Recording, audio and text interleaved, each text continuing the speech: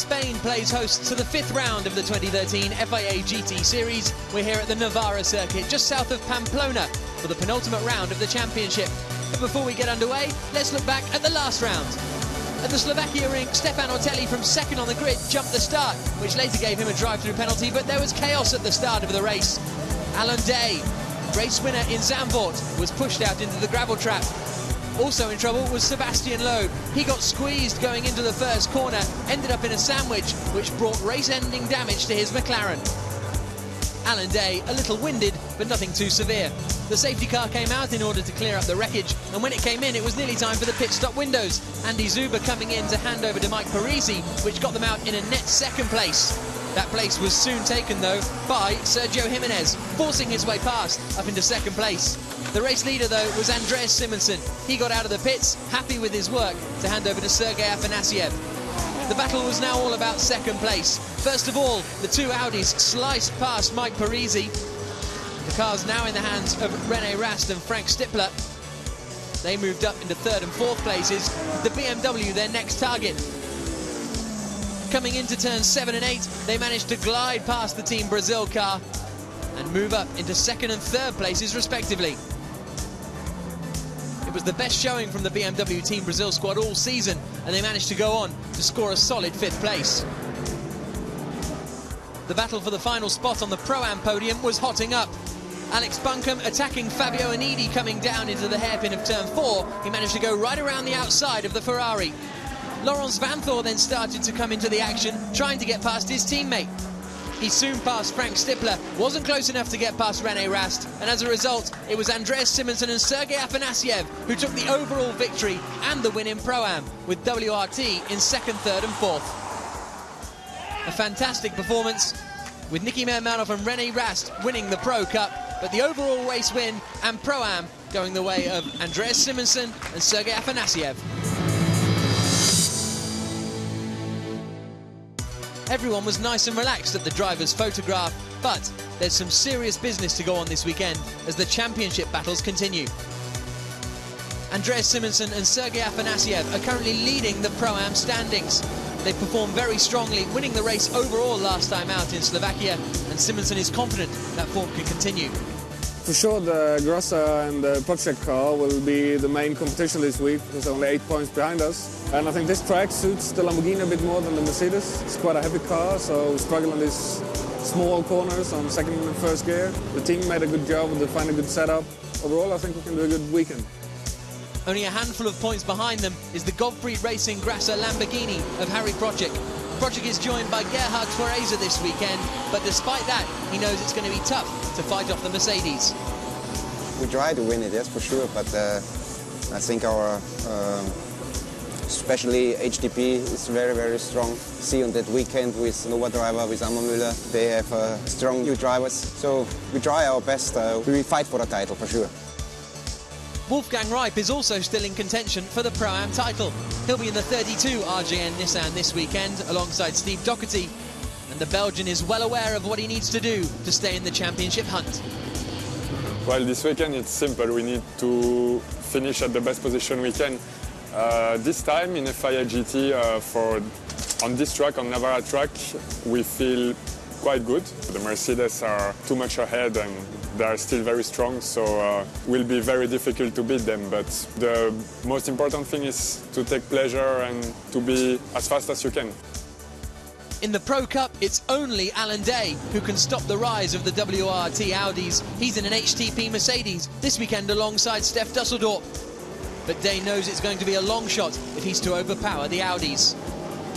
It's going to be really difficult, and to be honest, the Audi had a really quick pace through all the season and almost zero mistakes, so it's going to be a really tough job. I will again do my best. I hope for more winning, not only in Zandvoort, and more podiums and good result here.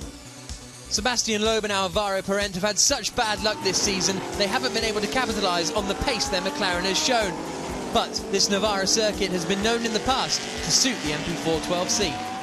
Navarra normally is quite a good track for the McLaren.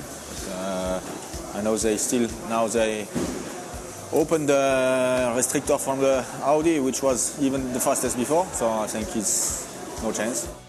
Vita for One are making their series debut this weekend with Karun Chanduk partnering Hjalmar Berman. Karun, having split from his Seyfarth Mercedes squad, is looking for better luck here with the BMW. I wasn't particularly getting along with the Seyfarth guys. It wasn't just working for us. The results weren't what we wanted it to be. An opportunity came to join Michael and Vitafone and get together with Hjalmar, of course, who's got a lot of experience in the BMW. They're a great team, great bunch of guys, and already I'm getting along better with them than I had with the previous team. So, yeah, really looking forward to the next 2 rounds. At the top of the Pro Cup, it's the number 11 WRT Audi of Laurens Vanthoor and Stefan Ortelli. But hot on their heels is the 13 machine with Edvard Sandström and Frank Stippler. And Sandström knows it'll be tough to overhaul their teammates. It's always the plan, but of course they are fast, and especially here, Ortelli he had done a lot of races here, and he knows the circuit, and he seems to have a very good ground speed. I think we each session find out a little bit here and there, and we're getting closer and closer, and we can still win the championship for sure. It's just to do good qualifying and race hard, and then we will see where we end up. With 3 identical R8s gunning for the title, it's the drivers who will be feeling the pressure.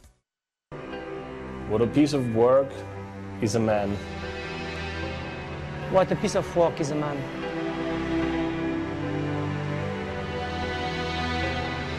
How noble in reason. How noble in reason. How infinite in faculty. How infinite in faculty.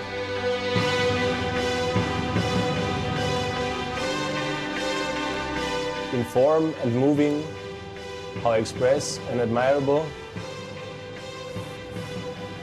In form and moving, how express and admirable. In action, how like an angel. In action, how like an angel. In apprehension, how like a god. In apprehension, how like a god. The beauty of the world. The beauty of the world.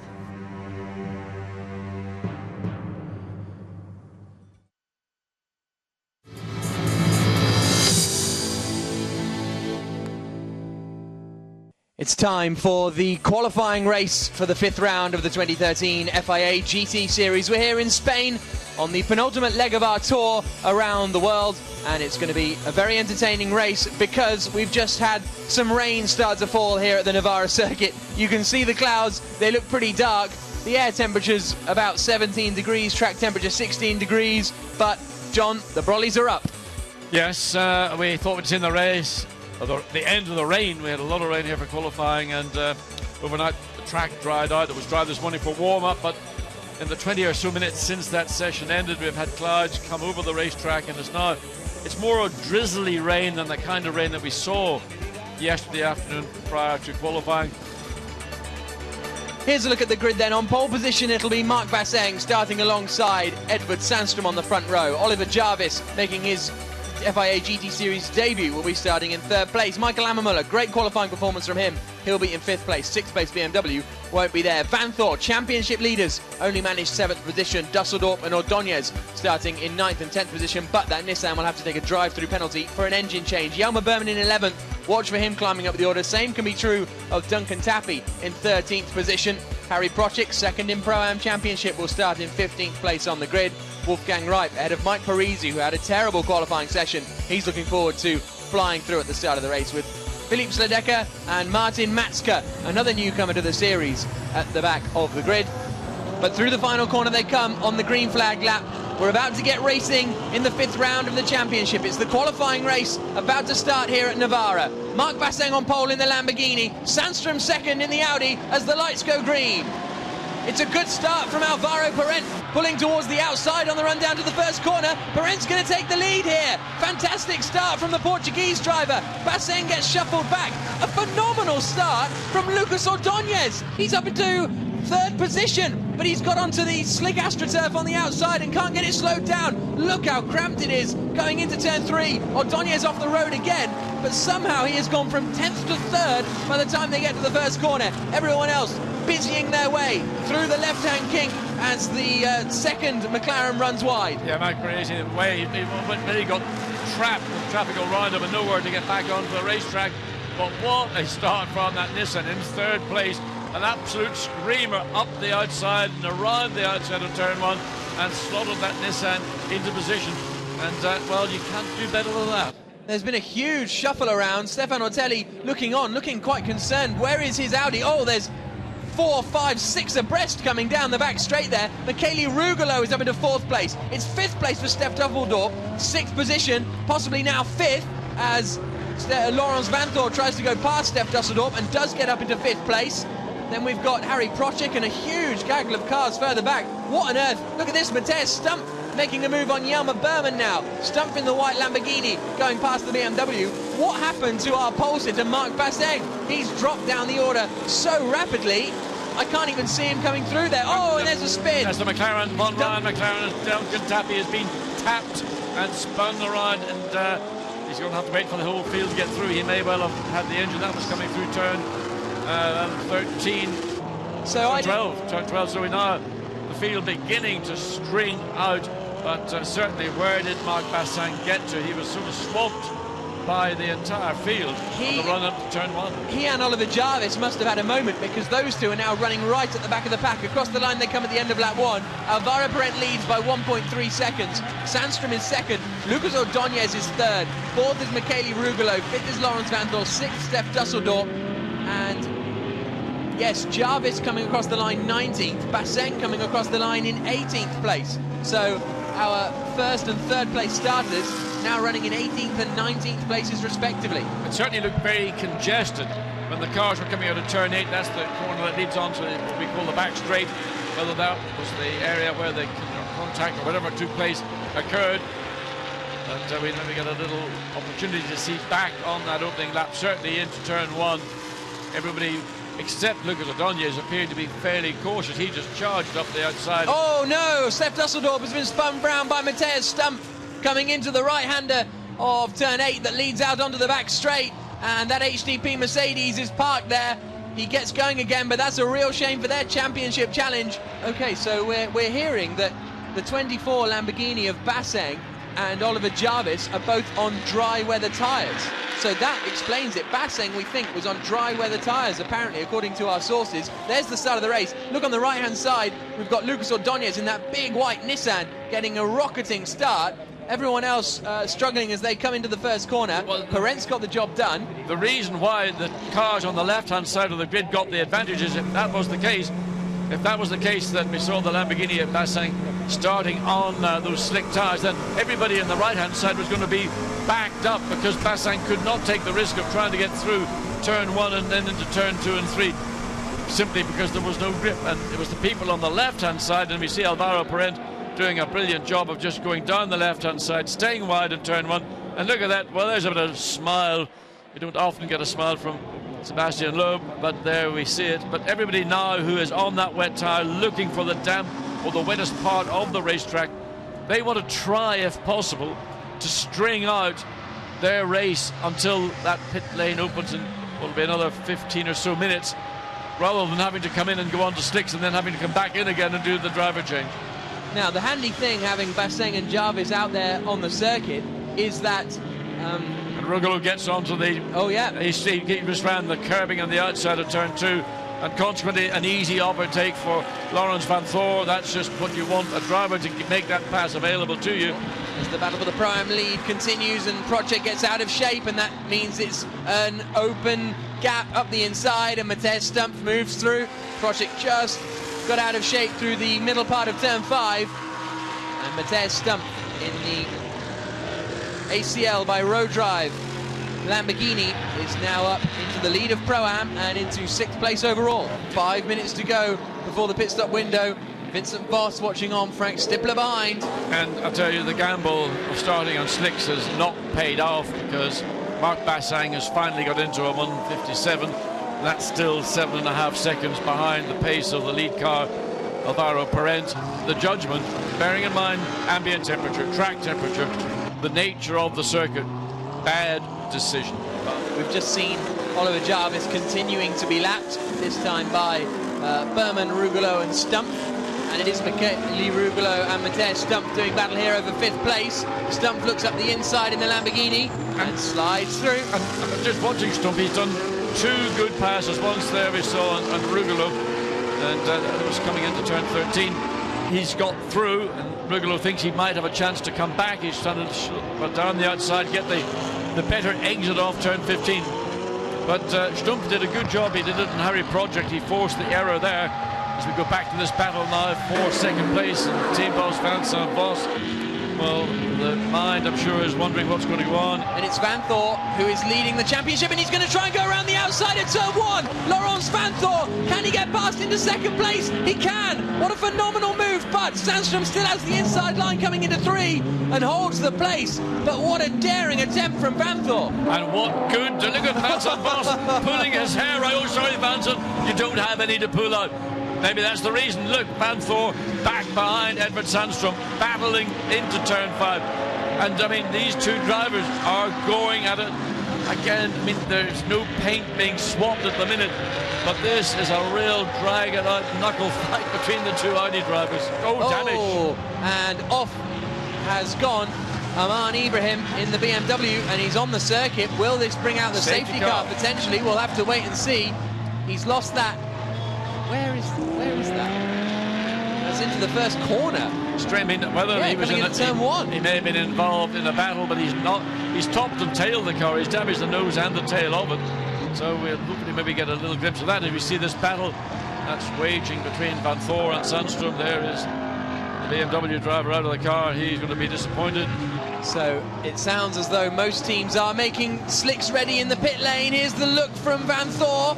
Almost a touch between them, but I think they got away with it. Still no contact between these 2. This is only the battle for 2nd place, by the way. Alvaro Parentis still out in the lead of this one. Here comes Van Thor up the inside into the final corner. Sandstrom sees it coming, swings wide, bounces over the curbs to try and get the grip back, and they're going to be absolutely wheel to wheel. These are our 1st and 2nd place men in the championship. Across the line they come. Van Thor has half a car length's advantage. There's yellow flags, so there's nothing Sandstrom can do. Exactly, and this is up into turn 1. The BMW somewhere on the outside of the inside. We couldn't quite get a view of that. But Laurence Van Thor has worked very, very hard indeed, and he's got it all done into turn 15. Into the pits they come. This is going to be an absolute pit stop race between the 2 factions at WRT. So it's Van Thor stops, and Ortelli opens the door. Now Sundstrom stops, and Frank Stipper does the same thing. So a battle between there. We see Ortelli getting into the car. We see Sundstrom helping Frank Stipper into the car. New sticker slicks going on. Best lap, last lap from, just trying to have a look and see what we've got. Here comes Bassang. And look, the 13 car's got back out in front. So it's Frank Stippler who's got back out in front of Stefan Ortelli. So the positions swap around. And we've got Sebastian Loeb. Just saw him literally going out of shot as the 2 Audis leave the pit lane. So the gap between 1st and 2nd has reduced during those pit stops. But we've seen a change of position in the pit lane between these 2 Audis. Now Frank Stippler, and Stefan Ortelli runs way, way wide. And he needs to be careful. Those slick tyres on a wet track, especially sticker tyres, are going to be tricky until you get the film as a part of the releasing agent from the tyre. When it comes out of the tyre mould, gets rubbed off. As we figured, everyone coming into the pits then at the last possible opportunity pretty much. And whence they all come back through, we'll try and figure out exactly what has happened in there as far as the order is concerned, and the Pro-Am standings as well. But there is our race leader, Sebastian Loeb. Now, if he's on slick tyres, there is no better man in the field to drive a car in these. Now, why are the 2 Audis dropped back like that? There's a massive difference. Well, no, but why was Frank Stippler pulling to the right-hand side? Well, why is Ortelli? What's wrong with the BMW? Karun Chanduk.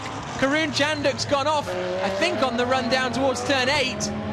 And that's a bit of a moment for Chanduk as he recovers, only loses 2 positions, I should say. Again, that's the danger of these drivers have not driven, the ones that have taken over, who've been put onto a slick tyre on a track they've not driven on with these tyres, and it's a real handful, and Karun Chanduk getting caught out just into turn 8 and spinning it around, but luckily not having contact. And there we just saw a change to the lead in Pro-Am. That 25 Gottfried Gratter racing Lamborghini has just got past Patrick Kuhner, so it's now Gerhard Torreza who's in the lead of Pro-Am. Now we've got battles going on with Andreas Simonsen and Cesar Campanico. These two doing battle at the top of the Pro-Am standings, with Harry Procek on his way at the moment, finishing second in Pro-Am. So it's all kicking off. Andy Zuber has just set the fastest middle sector of anyone. Stippler is on wets, as is Sebastian Loeb, apparently, we're being told. So Loeb, out in the lead of the race, is on wet tyres. Okay, he's lapping slower at the moment because it's his first lap out on the track, as we see this battle continuing. A fantastic squabble going on.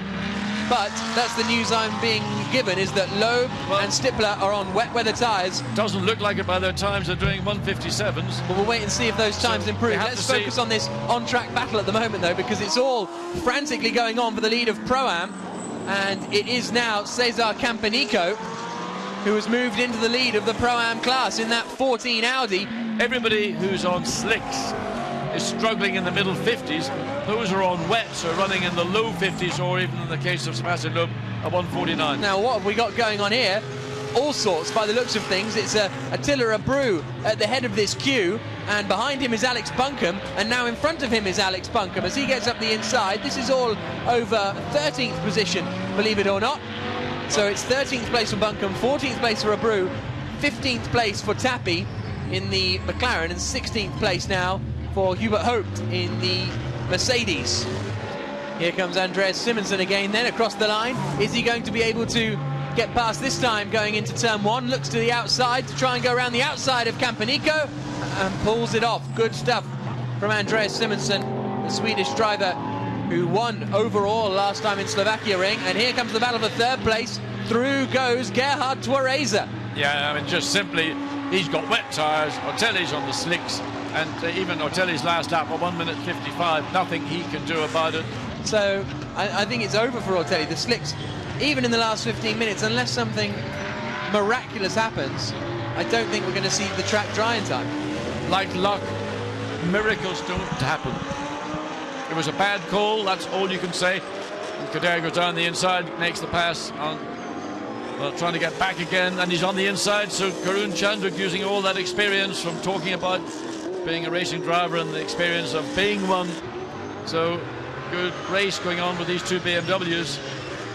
And this time, yeah, the Brazil car, well, and side by side, I mean, at least they're not hitting each other. As we now see Ortelli doing battle with Attila Abreu. Oh, and look at the outside, the Mercedes coming into the... And this is actually, Abreu is a backmarker here, being lapped, but Andreas Simonsen is now right up behind Stefan Ortelli and looking to take that fourth place away. And he will do, because he again is somebody who's on the wet weather tyre.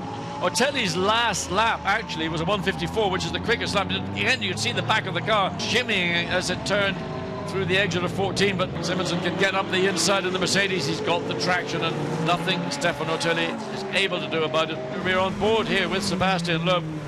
I mean, could we see a shock finish for potentially second place? It would be unlikely.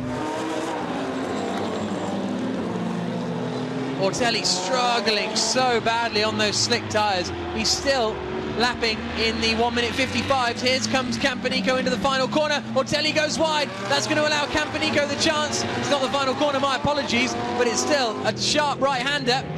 Ortelli holds it in there just about, but then goes wide. This is the final corner.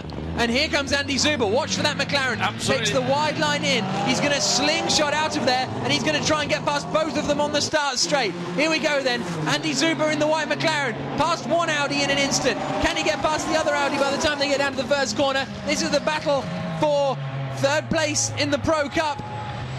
Not close enough just yet, but it's also the battle for fifth place overall, which means fifth place on the grid for the main race later on. Thumbs up from Mike O'Greasy. He's Irish today for some reason. He could be Irish today, but look at this. Here comes Shorley down into the left-hander. No, not close enough, but it's only a matter of time. Sebastian Loeb has come across the line, so this will be the final lap, or there'll be one more after. We'll wait for confirmation. Depends how long ago. But here comes Andy Zuber to the outside line now. Ortelli has the inside, but he doesn't have as much grip, which allows Zuber to drive right around the outside, gets on the AstroTurf, and that could allow Campanico back into the party, and it does. So Campanico slots back into the middle of these two. What a great fight for 5th position. Zuber's going to try and pull the same trick he did last time. He's got the two Audis almost side by side, so the racetrack a lot narrower. And now Campanico has the inside line on Ortelli coming down into turn 1. Zuber's tucked right in there. He's got past one of the Audis. Campanico struggling in a straight line, tries to sell the dummy to Ortelli, but not doing. Fantastic stuff. A little bit sideways for Andy Zuber. There's Andy Zuber's other half getting a little bit nervous. And here he comes up the inside. Job done for Andy Zuber. He moves up into 5th place. Absolute delight in the pit lane. And this has been a great performance because they started in 18th position on the grid. And now Ortelli's about to get assaulted by Cesar Campanico. Look at them touching each other all the way around. The look up the inside. Is there a bit of a touch? Oh, there might well have been, and now Duncan Tappy wants to get involved as well. The clock has ticked to 0, so this is the final lap of the race. Duncan Tappy, meanwhile, is unlapping himself from Stefan Ortelli. Fantastic stuff. Campanico now goes back past Tappy, who realises he's just going to get the blue flags if he stays in front. Now, the final lap, I think, means Sebastian Loeb is onto his final lap, and therefore these guys have one more lap to do. So these guys are on their penultimate lap. There's the move from Campanico up the inside, pushes Ortelli out onto the AstroTurf, and that sees Ortelli drop down to 7th position now.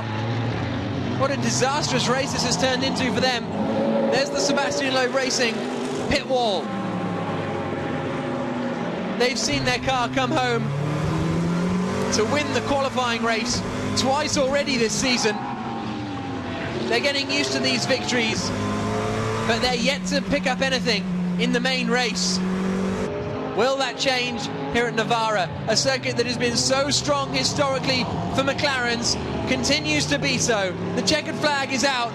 Tyres were perfect. Driving was perfect. A perfect race for Sebastian Loeb Racing. Loeb wins. He and Parent taking victory. 2nd place is going to be Frank Stippler. What a good performance from them, beating their main championship rivals. 3rd place across the line, Gerhard Tuareza.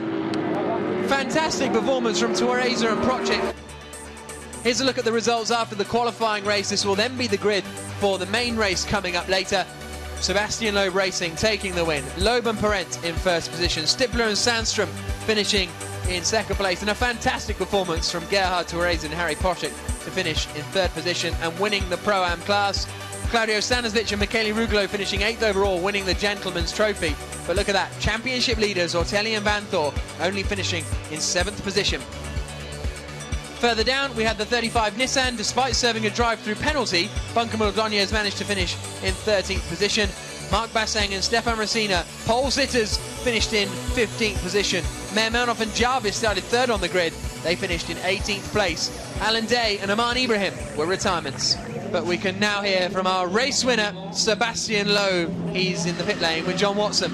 Sebastian, congratulations, 3rd qualifying race win. Yeah, that's good, but never a race win, so hopefully this afternoon will be better than last time, but I'm happy with the performance of the car. It was some good strategy also from the team. We stayed all the race with wet tire, I think a lot, used some slicks sometime, and it was a mistake, so no, it was a great race for us. Alvaro took a great start like every time, and I could keep the lead.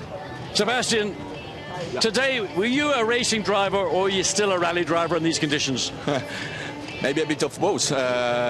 It's for sure it's very slippery and you have to control the slide a lot of time, but still it's different. It's racing, the car is different, it's a track, so more racing driver.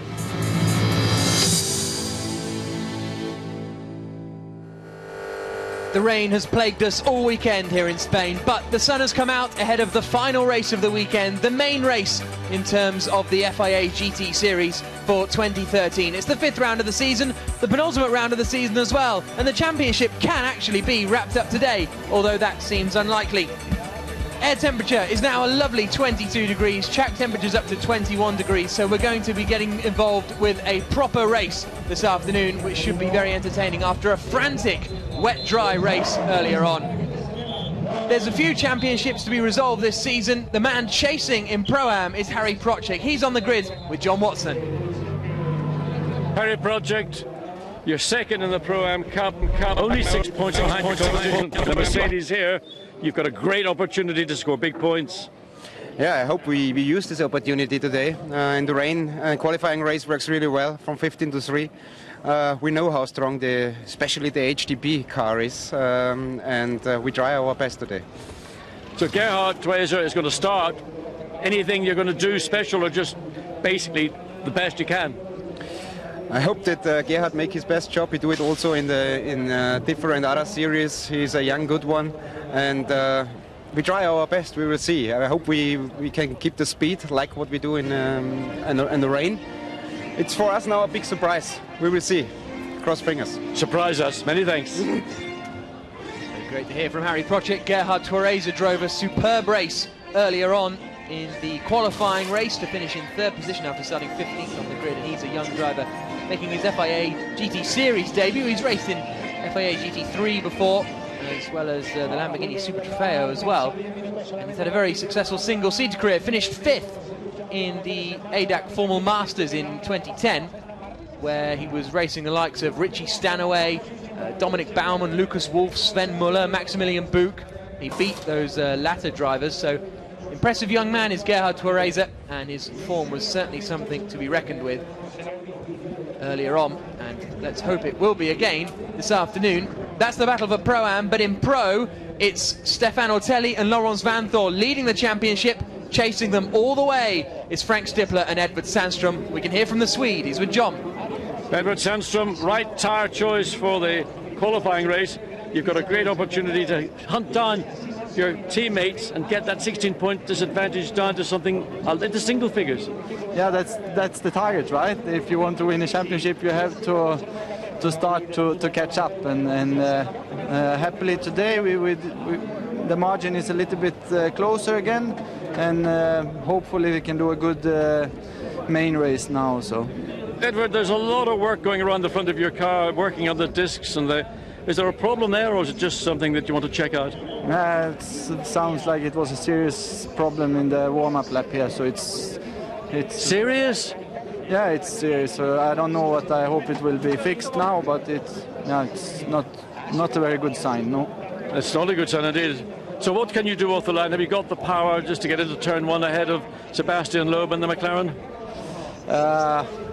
If you looked on the first start, I did a pretty good start, but of course it's a little bit easier to be in the second row with the rolling start, because I have to follow the pole man a bit, and but I think the McLaren is maybe a little bit faster, but if you do a perfect start with Audi, you can maintain and have a good chance for sure. Okay, well, let's hope you get your problems sorted out before this race goes green. Thank you. So seemingly big problems for Audi. I just saw an Audi mechanic absolutely legging it down the pit lane to go back to the WRT garage to presumably get something. So serious problems going on at the front there. We think it's brake related, and well, you can see, what are they up to? Maybe changing the discs and the pads perhaps, something that they will be used to, having done so at the Spa 24-hour race and also at the Nürburgring 1,000-kilometer race just last weekend in the Blancpain Endurance Series. Normally brakes don't come under that much pressure in these shorter sprint races, so you can see Edvard Sandström very relaxed about it all, and the team have put the bodywork back on, so that's very interesting. But we can now hear from our pole-sitting car and our pole-sitting man, Sebastian Loeb. Sebastian, dry track, pole position. You don't need anything else, do you? No, I don't know. At the moment it's looking good, but we had some other pole positions since the start of the season where it went wrong, so we have to concentrate and take a good start. You look after this car, bring it home safe, huh? we will try. We'll try. Amazingly, this is the 5th time that Sebastian Loeb and Alvaro Parente have started from pole position out of 10 races so far this season. A really astonishing strike rate for pole position, comfortably the most pole positions of anyone in the field, but in the Drivers' Championship they're down in 6th position, having never finished on the podium in a main race, but they have won a couple of qualifying races.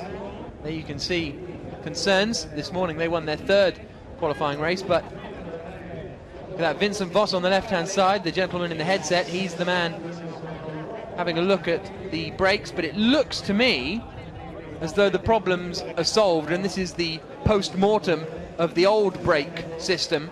That would be my prediction. Anyway, we'll wait and see. There's certainly the frantic activity appears to have stopped, and Edward Sandstrom, as he leaves the grid, gives a big sigh of relief as Sebastian Loeb gets strapped in, ready to get in the car. Unusual not to see him in the car at this moment in time. I would have thought he would have been in the car by now. Most of the other drivers are. As you can see, Frank Stippler starting in 2nd place on the grid. Now, Stefan Ortelli and Laurence Vanthorpe can win the championship today, as I said, but they have to win the race and hope that that Stippler and Sandstrom car finishes in 7th place or lower. That's the only way the title can be wrapped up today. No other result is good enough for the 11 Audi other than a victory. There you can see Gerhard Therese, 3rd place on the grid in his Gottfried Grasser Racing Lamborghini. Impressive performance from them, no doubt about it, and it's the Pro-Am battle that is all going on the 2nd row of the grid, because there is the Pro-Am Championship leader, Andreas Simonsen at the wheel, Sergei Afanasiev snuggling up to him on the ledge there, and those two are leading the championship, but only by 6 points from Harry Procek behind, and Procek is the only driver in that pairing in contention, because Dominic Baumann has done all of this season but unfortunately couldn't make this weekend, so that's why Gerhard Therese is in the car. Here's a look at the Mercedes SLS, a car that because of its weight doesn't really suit this Navarra circuit. A 4th place finish for Simonsen was great in the wet. It's a V8, a front mid-engined engine producing 500 brake horsepower, and the SLS, as I say, not really suited to this circuit, John. It's got a little bit less horsepower than some of the competitors around it, notably the Audis with that V10 engine, same with the Lamborghini. So you've got a combination of this balance of performance, weight, engine power, downforce, and it all pretty much equals itself out. Some circuits suit one car better than others. Here right now it looks like we've got a McLaren and an Audi going to be very strong. Concern about that left front brake on the Sandstrom Stippler car, but they seem... They've changed the disc whilst you were making your way back up here. We saw them changing the disc. Not ideal, because a new disc with a pad that has not run the disc pad combination will make for a little bit of uncertain braking the first application. Although, in fairness, the cars will do another lap behind the pace car and then it'll peel off. So that might just be enough for Frank Stippler to get a feel and confidence in that brake pedal. And it's not too bad a first corner here with regards to braking, because you have to ease into the braking for the first couple of corners. There you can see the Audi R8, the machine and the engine that John was talking about a moment ago, the V10 under the bonnet, and a little bit more horsepower, as we saw, 500 brake horsepower on the Mercedes, 560 on the Audi, so that could be interesting to watch off the line. The McLaren on pole position, though, of Sebastian Loeb does tend to be one of the fastest cars off the line, as we've seen in the hands of Alvaro Parente, but Loeb hasn't quite made it work for him this season. Yeah, I think part of the reason why the McLaren is strong off the line is that because it's a turbocharged engine, you benefit from the massive amount of mid-range torque. And remember, the start of this race is at relatively low speed, 60 kilometers or so an hour, and then when the safety car peels off, it's then a rolling start, and that's where the torque of that engine. And likewise with the Nissan as well, the only other engine in the field that's turbocharged, it also had a blinding start. Alex Buncombe got the car up into turn 1 from back of the grid, almost up into 4th place. Absolutely, this is the best circuit that FIA GT Series go to for the Nissans. They prefer the long straights as opposed to the more intimate venues that FIA GT Series go to. Unfortunately, we've got a car missing on the right hand side. That is the number 6 Team India BMW as a non-starter, Aman Ibrahim and Philip Sledeka.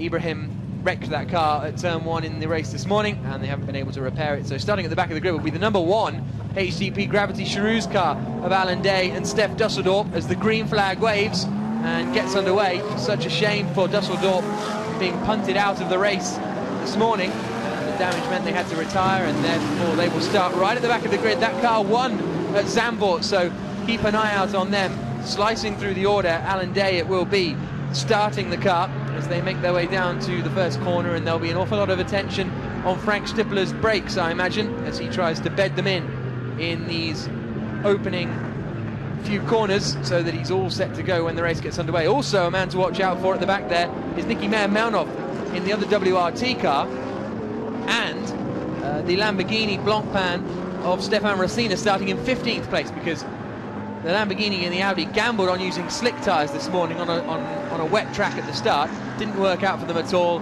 and they dropped back considerably and struggled.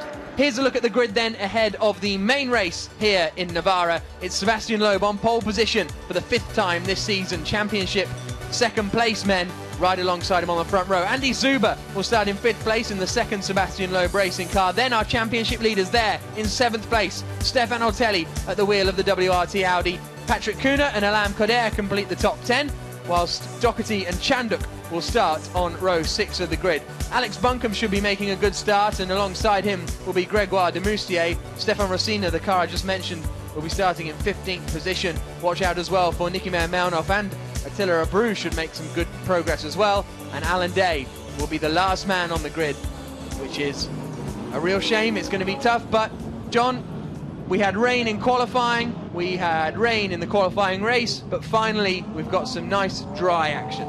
Well, we've got a dry track, first of all, but we've got lots of blue sky, but big cumulus nimbus, I think that's what they are called, clouds all around the circuit.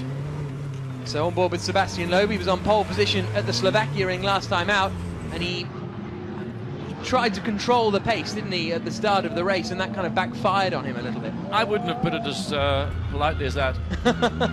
I don't know what he thought he was doing, but whatever That's why it I was, have friends. whatever it was, didn't work. I think what he was trying to do was back the cars up, and at the point when the lights would have gone on, he would have then had the advantage again using the power and the torque of that V8 McLaren engine.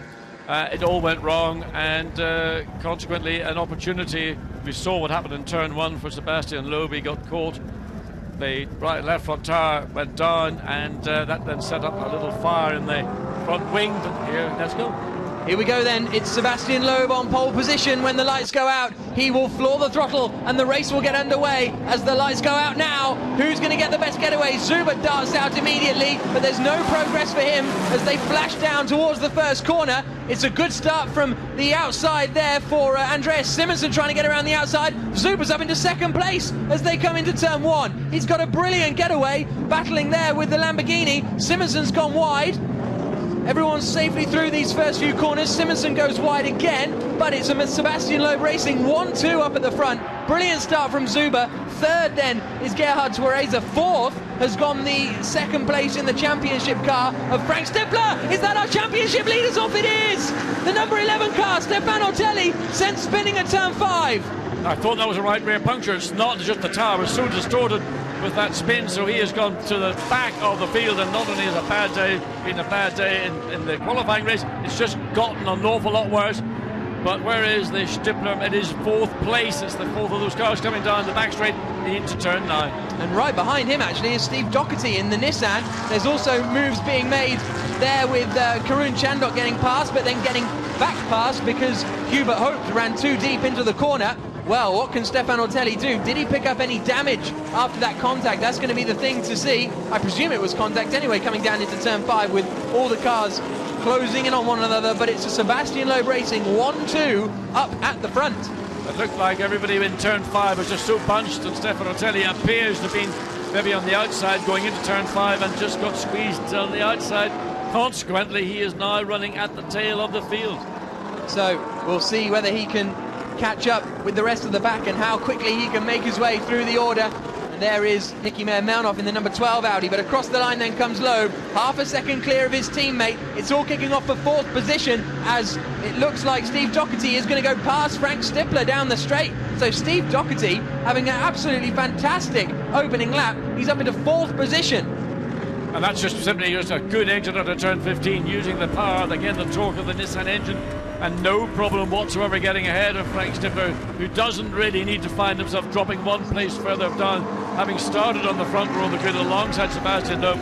But it is Steve Doherty who's the man, really fastest sector time in first sector of anybody, and this Nissan looks like it could be a real threat to those of the Lamborghini ahead, and then the 2 McLarens. Absolutely, we'll keep an eye on that one. There we saw Karun Chandok, who came through that lap in 11th position, but here are the 2 McLarens leading the way. Then we've got the 3rd place Lamborghini of Gerhard Twareza. A good start for Alain Coder, he's up into 7th position. And Steve Doherty actually set the fastest first sector of anyone coming through there at 26.5, but Loeb is fastest of anyone in the middle sector. I think that's going to be an interesting battle up at the front. The problem now for Stippler is going to be trying to get past Steve Doherty, because that Nissan is very strong in a straight, but I would suggest doesn't have the raw pace of the Audi. Well, the BMW was given it, but it's Ortelli who now has been given fastest second sector. So Ortelli all the way down to 19th place, some 3.5 seconds behind the 18th place car. So he's got a lot of work to do, and really all he can do is just drive, as we know he will do, his heart and soul out to try and recover something from the disaster of the opening lap. And Stippler now is about to lose out to Andreas Simonsen by the looks of things as they come across the line. Simonson's on the outside and he cruises past Stippler. So Stippler really struggling in these opening stages. Is it the brakes, or is he just not quite getting into the zone yet? Oh, he sent it up the inside. There's going to be a touch there, surely. I think that's pushed them both wide, and that's going to allow Alain Coder to come into the fight, but the BMW can't find a way around the outside at 4. Alain Coder had been fastest in the middle sector. And Alan Day goes past Coder. Great start, that from the back of the grid for Alan Day. But Coder then gets the cut back on the inside. And does he finish that move off? Alan Day's holding it in. Oh, bounces up over the curbs. Well, nothing was wrong with him. He went agricultural. He had to get the car right over the curbs because the BMW was not giving the Mercedes any room at all. And now it's the Nissan of Bunkum who's going to try and get Coder and Alan Day. As we see the Lamborghini there, we look at the Nissan coming out, going to the right-hand side of the racetrack, on screen left-hand side for Alex Bunkum. And that car, the Nissan number 35, was so impressive in the opening lap of the qualifying race this morning. Of course, it had to make that drive-through for an engine change overnight. So we saw Patrick Kuhner in the pits in the ACL by Road Drive Lamborghini, which is a shame. Hopefully they'll be able to sort that car out and get it out again before it loses a lap. Keep an eye out on that out of the window. But there you can see the 35 Alex Bunkum up into 9th place and is reasonably close to Alan Day in front of him as the race begins to calm down now just a little bit. Across the line comes Sebastian Loeb once more. The gap at the front is now 0.6 of a second. They're lapping at a very similar pace. Gerhard Twareza did the fastest final sector of anyone on that last lap. He's in 3rd place. 4th then is that Nissan of Steve Doherty. 5th Andreas Simonsen. And 6th is Frank Stippler. Further on the field in 15th place, Gregoire de Moussier, showing again the pace that we saw from and pump up the back. Alan Day tags the rear of the BMW coming through turn 3. And again, Alex Bunkum all over the rear of the Mercedes, just waiting for these 2 cars to get in contact again, which inevitably will happen. We saw it getting extremely close as they come up to turn 6 and then the turn right to 7. The Mercedes goes up the inside, but it's not going to be able to go around the long way around. It has to fall behind the BMW. Let's see what the Nissan can do here as it comes onto the back straight, because that's where it's at its strongest. There is Lucas Ordóñez watching on, giving us a little wave, and he will be hoping Alex can continue this climb up the order as they come into the hairpin. Good start from Bunkum, 13th to 8th. Here's a look at the start then, and Loeb in the middle of the circuit. Then it's his teammate on the left-hand side, that second McLaren on the left, that pulls out to the inside line. Simonsen stole the plaudits, but then he ran wide at the first corner. Yeah, and Gerhard Twareza was sort of caught between the 2 cars. I think he may have had to watch for momentarily back up, but let's have a look at Stefan Ortelli and see what went there wrong. He is. There he is. He got tagged from behind. The BMW caught him. Yeah. So he just was a passenger in that one. No fault of Stefano Otelli, and he'll be furious because it was an unnecessary contact and something that may be looked at by the stewards. But on the opening lap, let's look at it again from the view that we saw. That's from the Nissan. Yes, that's from Buncombe. And again, it was the BMW directly ahead of. At that point, Alex Buncombe was the cause of that incident. Interestingly, these two cars, Sebastian Loeb and Andreas Zuber, I was going to say they weren't getting away from Gerhard Tweiser, but now on this lap, lap 5, the gap has opened up fractionally, but Tweiser was actually holding station with the two lead McLarens, and maybe there was a reason for it the last laps. Well, the last lap between the two McLarens were within a tenth of a second, but Tweiser lost half a second to the lead McLaren, and that's where the gap has come from. So they're starting to queue up a little bit now behind the BMW of Alain Coder. Alan Day and Alex Buncombe, as a result, dropping back from Frank Stippler in front of them in the Audi. So what can Stippler do to try and climb back up the field? Where has Ortelli got to? He's only in 17th position, right up behind his teammate Nicky Melnov. You'd have to think that if the team are trying to get, or to assist Ortelli and Van Thor to consolidate their championship lead, that there would be messages going out to Nicky Melnov to not make Ortelli's life difficult. But maybe the team are deciding that's the way the race has evolved and let them sort it out amongst themselves. It's a right rear wheel problem for the road drive Lamborghini that is still in the pits, so that's a real shame for Patrick Kuhner and Matthias Stump, because they were very entertaining earlier on. As we go on board again with Alex Buncombe into the final corner. Apex is nice and late to try and get the best run out onto the start-finish straight, but he's dropped back just a little bit, and the Mercedes in front actually might be making a move on the BMW. Alain Coder knows it, covers the inside line, but Alain Day will try and go all the way around the outside. No, he doesn't. Tries to get the cut back into three. Oh, he touches him, spins him round. The BMW does a very nice save of that, actually. Nice little drift. Oh, and Day's lost it all by himself. The big winner there, Alex Buncombe, 2 places, gracias. One of the things you've got to do as a racing driver is learn to read. I don't mean read a book, but read a race. And it was inevitable that Alain Day and the BMW were going to get together at some point. They've been leaning on each other a couple of laps earlier, and Alex Buncombe was just sitting there to pick up the pieces, and he said, many thanks, I'll take that. On board we go with Steve Doherty, who's now putting the third place man Gerhard Tweiser under pressure. The Lamborghini was very strong in the wet conditions, not quite as strong in the dry, and this is the battle for the lead in Pro-Am as well as third place overall. So the car that's leading the Pro-Am in this race, the third place Lamborghini, has only got a car between itself and the current leader of the Pro-Am Cup, and that's that number 2 Mercedes-Benz. And then directly behind it you got Frank Stippler, who started in the front row of the grid. We know there's a brake problem with the car on the grid.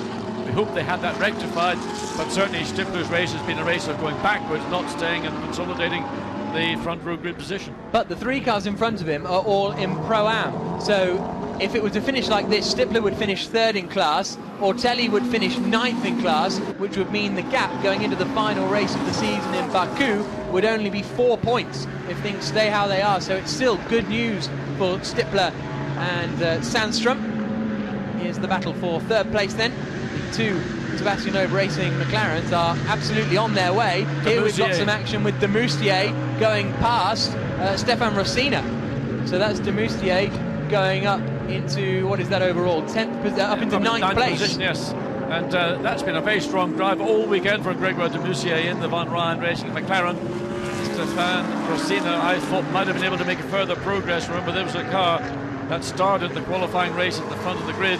So it's not been able to translate that performance from the wet qualifying into a strong dry run here in the championship race. And we've got the BMW into the pits. I think it's the one that's just had the collision of Alain Coder. Yep, he's come into the pits with damage. There you can see it. The Lamborghini in front is the one that that has been in there for some time and looks to be pretty much out of the race as Alain Coder exits the pit lane now. Alex Buncombe, now he's in clear air, has just done the fastest first sector of anyone. Where's Chandok off to? He's going into the gravel, and that looked like he just lost it under braking, and he has lost a number of positions now. I can't wait to hear what a meal is he making of it. I mean, Karun will tell us it in graphic detail, and it'll make it sound even better than it was, but it looked impressive even as we did see it.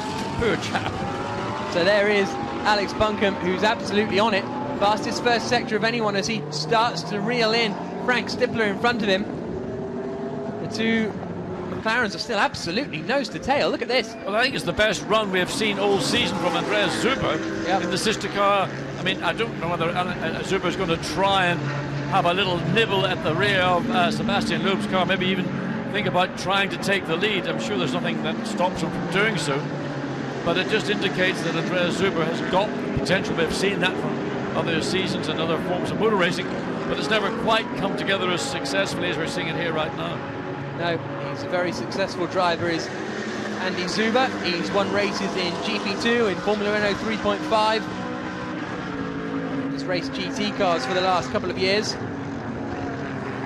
And now he's putting Sebastian Loeb, who I don't really need to give you a summary of his racing CV, the 9 times World Rally Champion, under considerable amounts of pressure. Look at that, Loeb even going defensive. So I can't imagine how unpopular Zuber would be if he punted off his team boss. Well, you can imagine. It would certainly make headlines around the world. And the defence of third place, Gerhard Tweyes, are still having to defend from Steve Doherty, doing a super job in the Nissan. And then Stippler behind, the first of the Audis. And, I mean, look how defensive we're seeing Sebastian having to go. And these are the wives of respective drivers' girlfriends. And this is a battle, whether it's for real or whether it's just running so competitively that they can afford to run this close. But Zuber right over the back of Sebastian Loeb's car coming through turn 14, having to get out of the brakes and get out of the rear of the car to avoid running into the back of the boss's car. Imagine running into the back of the boss's car. Absolutely. Down the start-finish straight they come. Absolutely neck and neck. Coming out of the pits just to the left-hand side, you'll see the road drive Lamborghini. So good to see them back in the race as they come through turns 1, 2 and 3. This is the 9th lap now of the race. We've still got 10 minutes before the pit stop window opens. So this is going to be very, very interesting to see how things transpire. Looking dark over there, isn't it? Yeah, it is. I mean, the far end of the circuit, you can see that dirty big black lump of cloud. Hopefully the way the wind's blowing, it might keep it away from the racetrack. Certainly we're enjoying a battle. We've not seen a battle like this between these two. Loeb, Sebastian Loeb entered McLaren MP412Cs, and wouldn't it be nice to see Andreas or Andy Zuber try and make a pass and actually make the boss work for it? No use praying, not in your hands. That's Zuber's other half on the right, Loeb's other half on the left as they come down into the hairpin. Neither Sebastian Loeb nor Andy Zuber have scored a podium so far this year. We've yet to see a Sebastian Loeb Racing Team car on the podium, but despite that, they're still running in second place in the championship and in with a reasonably realistic chance of winning that championship as well. They're only some 35 points behind, with 70-ish remaining once we get to Baku. So this could be a very good news for Sebastian Loeb in terms of the team's championship. Well, you know, this is coming up to the conclusion of lap 9. Well, let's just under 15 minutes into the race, and I'm looking skyward, and all I'm seeing is darkness surrounding the racetrack now. We're going to have another joker being played as we look at Alex Buncombe again. We're also looking at Gerhard Tweyes, who's dropped from 3rd place right down now to 5th position, and we're on board. I'm not sure, but we're on board now with Frank Stippler trying to get back past Tweyes. Tweyes right in the slipstream of Alex Buncombe in the battle for 5th place. So Tweyes is actually down to 6th position, and Stippler's just lost out to the McLaren. So Gregoire de Moustier has just breezed past Frank Stippler down the straight. And that car of Gregoire de Moustier is absolutely fit. It's been flying through the field. Gregoire de Moustier has done a brilliant job here for Von Ryan Racing, and he will be looking now to find a way past the Lamborghini, and he looks down the inside into turn 5. It's not really feasible. He wasn't far enough alongside the Lamborghini to have any hope of getting into position, but the message is there that this McLaren is absolutely flying, as are the other 2 McLarens in the race at the lead and 2nd place. Yep, absolutely. There we can see 2 of them coming down into the hairpin. Now then in 3rd place is Steve Doherty, who's also leading the Pro-Am class. 2nd in Pro-Am class right behind is Andreas Simonsen. And 3rd place in Pro-Am is Alex Buncombe behind them. That white Lamborghini of Patrick Kuhner is out of sync. He's been in the pits and is 6 laps down. So contact between de Moustier and to Azer, and that's a lot. Good news for Stippler, though, because that's going to allow Stippler to get past both of them. Damaged front suspension, the McLaren on the right-hand side, and there it is, not just damage, it's, I think it's a failure of the suspension in that contact, and what a shame for a great run by Gregoire de Mouzier. That contact in that very tight turn 12 section of the racetrack is at the end of the race for Von Ryan Racing. To the right-hander they come. There is Hubert Hope doing a good job in 10th place, and you can see that Von Ryan McLaren is very unwell, and Gregoire de Moustier pulls it to a place of safety, and unfortunately will be retiring that car. Here's a look at the replay on board with Frank Stippler behind. There's the look from, well, you'd have to say he was quite a long way alongside there. Well, it was the right front, left rear, and in effect it wasn't far enough forward to say that was your corner, but what it did do, I mean, you look at racing cars and you think, well, that was a very simple incident. Why did the suspension break? Well, principally because suspensions are designed to do particular things. They're not meant to be used as dodging cars, and just particular angle and the weight of the impact is enough to do damage to the right front of de Mousier's McLaren and take it out of the race. So that little shuffle means that Stippler's now up into 6th place. Racina is up into 7th place. I haven't mentioned him much, but he is up into 7th position, I believe. The blue flags are being waved. Yeah, there's the white Lamborghini pulling out the way. That was Patrick Kuna. But then that Blancpain Lamborghini coming through is Stefan Racina. Here comes Hubert Hope, feeling racy and trying to get past Gerhard Twareza. Right up behind them, is that Ortelli? Yes, it is. So this is Ortelli's fight back on. We haven't mentioned him for a while, but this is him going past Hubert Hope, and he's now into the top 10 and up into 5th overall. 5th in class. Yeah, and that's a great drive for Stefan Ortelli. We've not really been catching much of it, but he's made his way from the tail of the field in the opening lap now up into 10th place, and there's every belief that he's going to make it up into the top 10 by being 9th very shortly, as he now hones in to the back of the Lamborghini as they come into turn 15. And the Monegasque driver is tenacious, if anything. Absolutely. Out onto the start straight they come. There go Stippler and Racina in 6th and 7th place, and this is 8th, 9th, 10th. And there in 11th place is the Mercedes. So Frank Stippler, before too long, may well have his teammate and title rival right on his heels. Absolutely, and the 16-point deficit that Stippler has to Ortelli is not going in the direction, certainly, of Stippler and Sandstrom, who will take over that car in, well, the pit lane will be open in the best part of, what, 4 minutes and 18-odd seconds. Here is Steve Doherty in 3rd place. Right behind him is Andreas Simonsen. This is the battle for the overall lead in the Pro-Am class. Out onto the back straight they come. There's 1st and 2nd in Pro Cup. Here's 1st and 2nd in Pro-Am. And coming very quickly to join in is Alex Buncombe. So we're almost looking at an RJN Nissan 1-2. They were told they couldn't enter British GT this year because they were too quick, and I think they're proving us right at the moment. That's a good car, the Nissan GTR. And of course, on some tracks, it's probably better suited than it is in others. But a really impressive drive from Steve Doherty, the young American driver in the car currently. And Alex Buncombe, who also had to start further down the field because of the circumstances of the qualifying race. And he needs to get onto the tail of Simonsen and the Mercedes-Benz to take a little bit of the pressure off Doherty and try and make this a Nissan 1-2 in the Pro-Am as they stand. Buncombe was a little bit slower on that last lap. We'll see if he's managed to close in on this lap as they come across the line. Doherty running in 3rd place, but 1st in Pro-Am. Buncombe comes across the line to go 0.8 of a second quicker than Andreas Simonsen in front of him. So it won't be long before Buncombe is right in this fight. It's Doherty in the black Nissan, Simonsen in the white Mercedes, and Buncombe in the white Nissan behind. Yeah, on the last lap, Buncombe took 3/4 of a second out of this battle for 3rd place, and he will probably continue to do so. The problem will come when he closes to the back of that Mercedes. Then he's got to find a way to really sweep through with the momentum he's currently got. That 1/2 to 3/4 of a second advantage over the pace that Steve Doherty's running at, which is dictating the pace of the Mercedes. Right now Buncombe's got his own pace, so he needs to find a part of the racetrack where he is strong and he can use that advantage to try and use the slipstream of these two cars ahead. Remember, the Nissan is quite a big frontal area and it punches a big hole in the air, and that's allowing the Mercedes to slip along directly in that slipstream, which hopefully will help Buncombe as he gets closer to the back of this battle. the left-hander of turn 11. Steve Doherty now coming under quite a decent amount of pressure. There's Mike Parisi getting ready to take over from the second place car of Andy Zuber.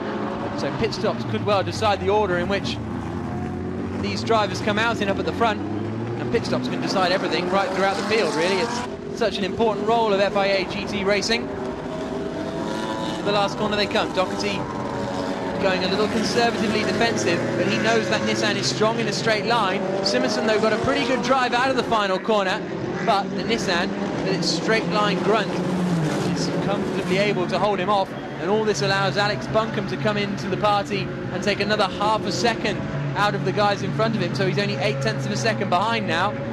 After Buncombe, we've got Stifler Racina and now Stefan Ortelli up into 8th place overall. This is the battle between Gerhard Tuareza and Alan Day.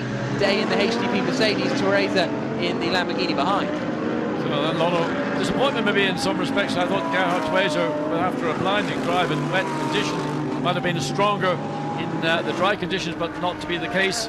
So the big winner out of all this right now is going to be Stefan Ortelli, having started on the 4th row of the grid, then dropped to the tail of the field after contact in turn 5, back up to 8th place, and was what, 3 seconds, just about 3 seconds behind 7th place Stefano Racina. There you can see the Lamborghini between those two cars, Stifler, the Lamborghini Racina, and then Ortelli.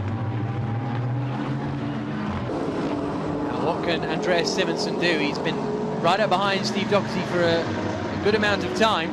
His main championship rival is a couple of places behind, running in 4th overall, whereas Simonsen is 4th in class, whereas Simonsen is 2nd in class.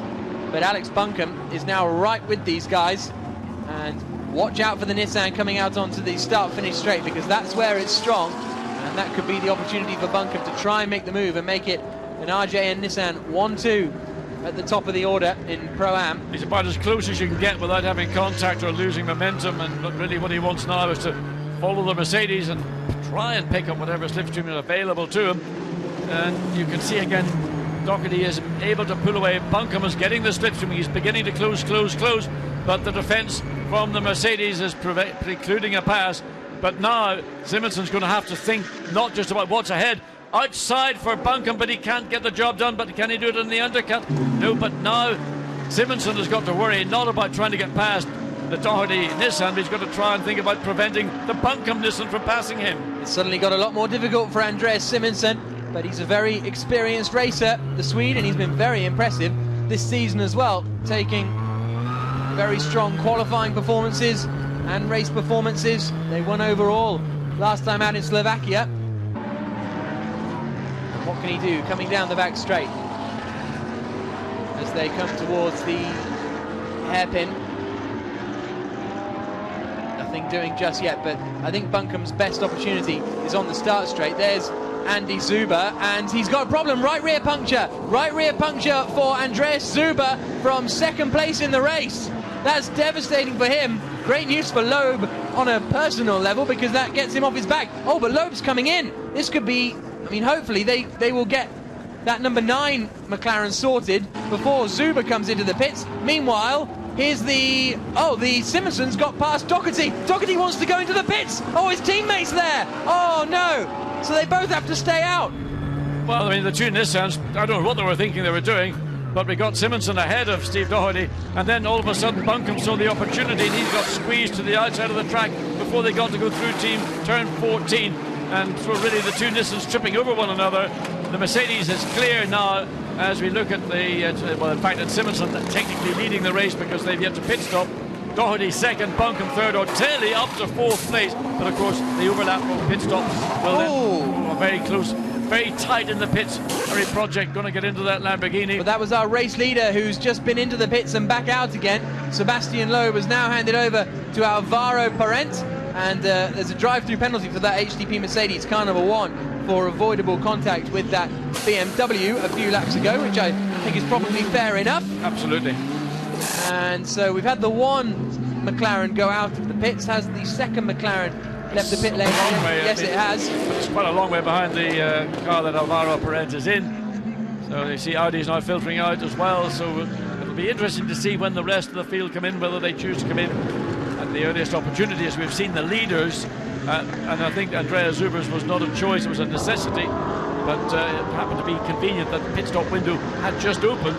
But certainly Loeb came in, he was on the lap, intending to come in before the pit stop window was open, knowing that by the time he got onto pit straight, or into turn 14, which is the penultimate turn, he could just dive straight across into the pit lane. Now let's see if Steve Doherty can get into the pit lane this time without being bulked by Buncombe.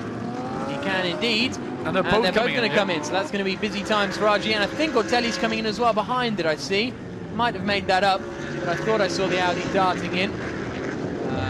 No, I think he stays out for the moment. So this will be busy times for the RJN crew, with two of their cars coming into the pits in one go. Yeah, the Ortelli car's just gone past us on the pit straight, so he's got clear air, and that'll allow Ortelli to do what he's capable of doing, and that's getting another couple or 3 laps. They're not ready for Buncombe. Look, they're not ready for Buncombe. They're not ready for the white Nissan. He goes up on the jacks eventually, but it's not really working for them. Look, there's no one there ready with tyres. It's all very last minute. They haven't even started changing the tyres, and the car's been up on the jacks for a good few moments now. Yeah, it's very strange now. Obviously the driver changes are going on, and now they're getting the wheels and tyres changed. So whether that was a miscommunication or not, or whether because what happened the lap earlier, there we see that's the Steve Doherty car now been handed over, and that's driven by Wolfgang Reip, so he's on his way down the pit lane, and this is disappointment indeed for Lucas Ordóñez in his home race, for that car to be still stationary up on jacks. Mind that white line, Wolfgang.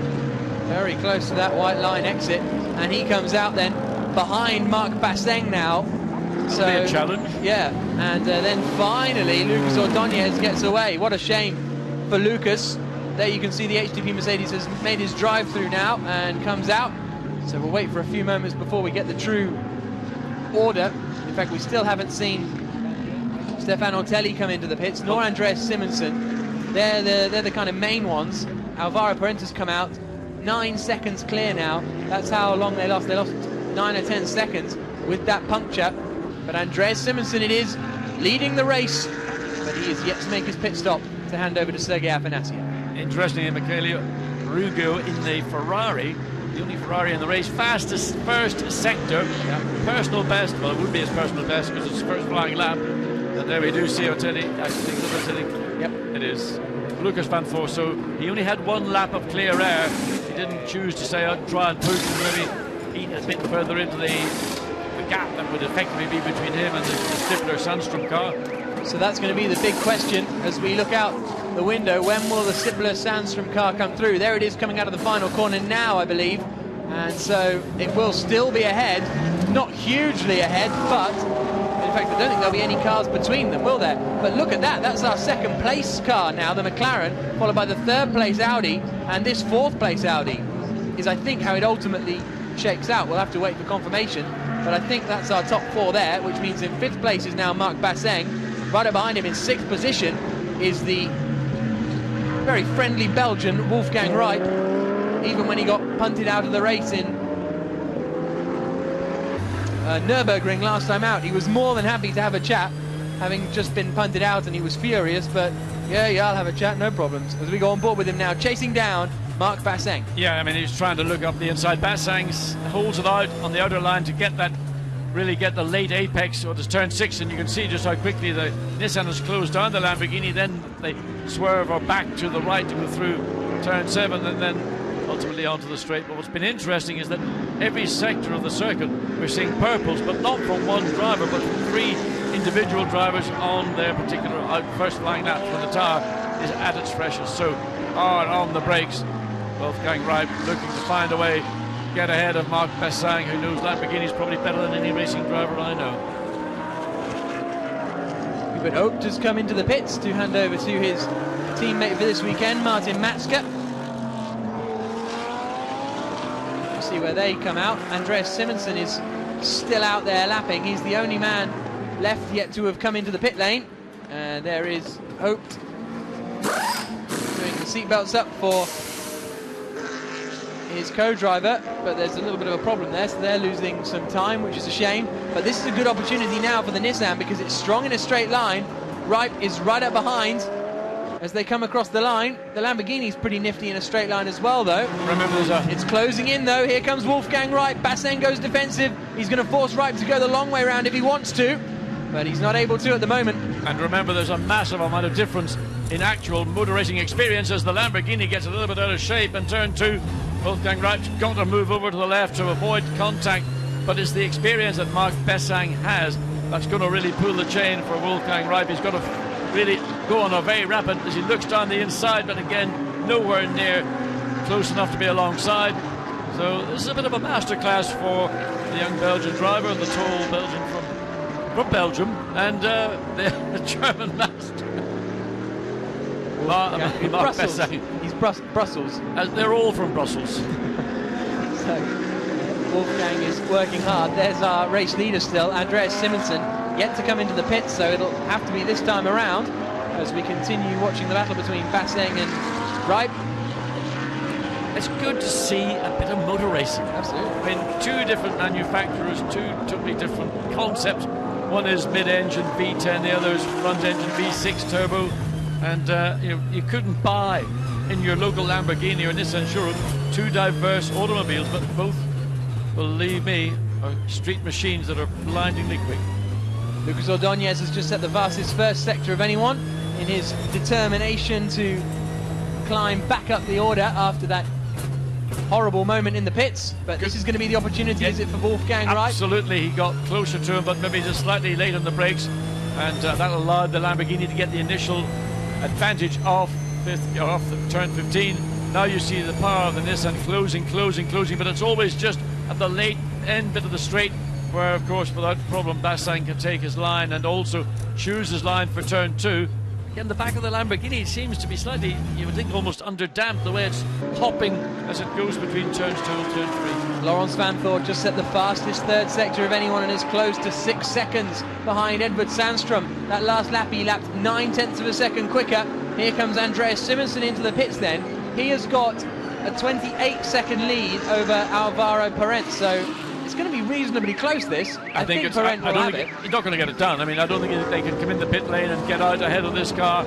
Alvaro Parent down at turn 12. There, the Mercedes comes to a standstill. And Simonsen gets out, Afanasiev gets in. So, coming through turn 13, then the little short run down to 14, and then you're into the final turn. And to me, Alvaro Parent will pull onto the straight, as he's about to do now.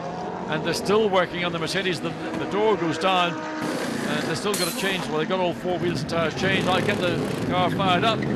So the McLaren has taken on the lead, and in fact, they've lost 2 positions because the second of the 2 McLarens, driven by Mike Parisi, has gone through in 2nd place. And who else is going to come through before Mercedes gets on? It's Sandström going to do it. Yeah, he has. Sandström comes through as well, and possibly Laurens Vanthoor. Now, this could be important. If Vanthoor can't get past and gets stuck behind Afanasiev, he's got the speed, so he should, or maybe be able to get it done now. If not, he could lose some time here in his chasing of Edvard Sandström in front of him. He hasn't been able to get it done just yet. He's got good drive out of turn 3, but that's bad news for Laurens Vanthoor as he tries to chase down Edvard Sandström. That was the opportunity that was sitting there to be taken. It almost occurred in turn 3, but the Russian driver managed to consolidate and keep the Mercedes ahead of the Audi, and now it's going to be a real battle for Laurens Vanthoor to not get trapped at the pace of the Mercedes and then consequently find himself unable, as we look at Andreas Simonsen, who's done a good job and not really looking overly heated. No, this is the battle then for fourth place overall. It's comfortably the Pro-Am lead for Sergei Afanasiev now.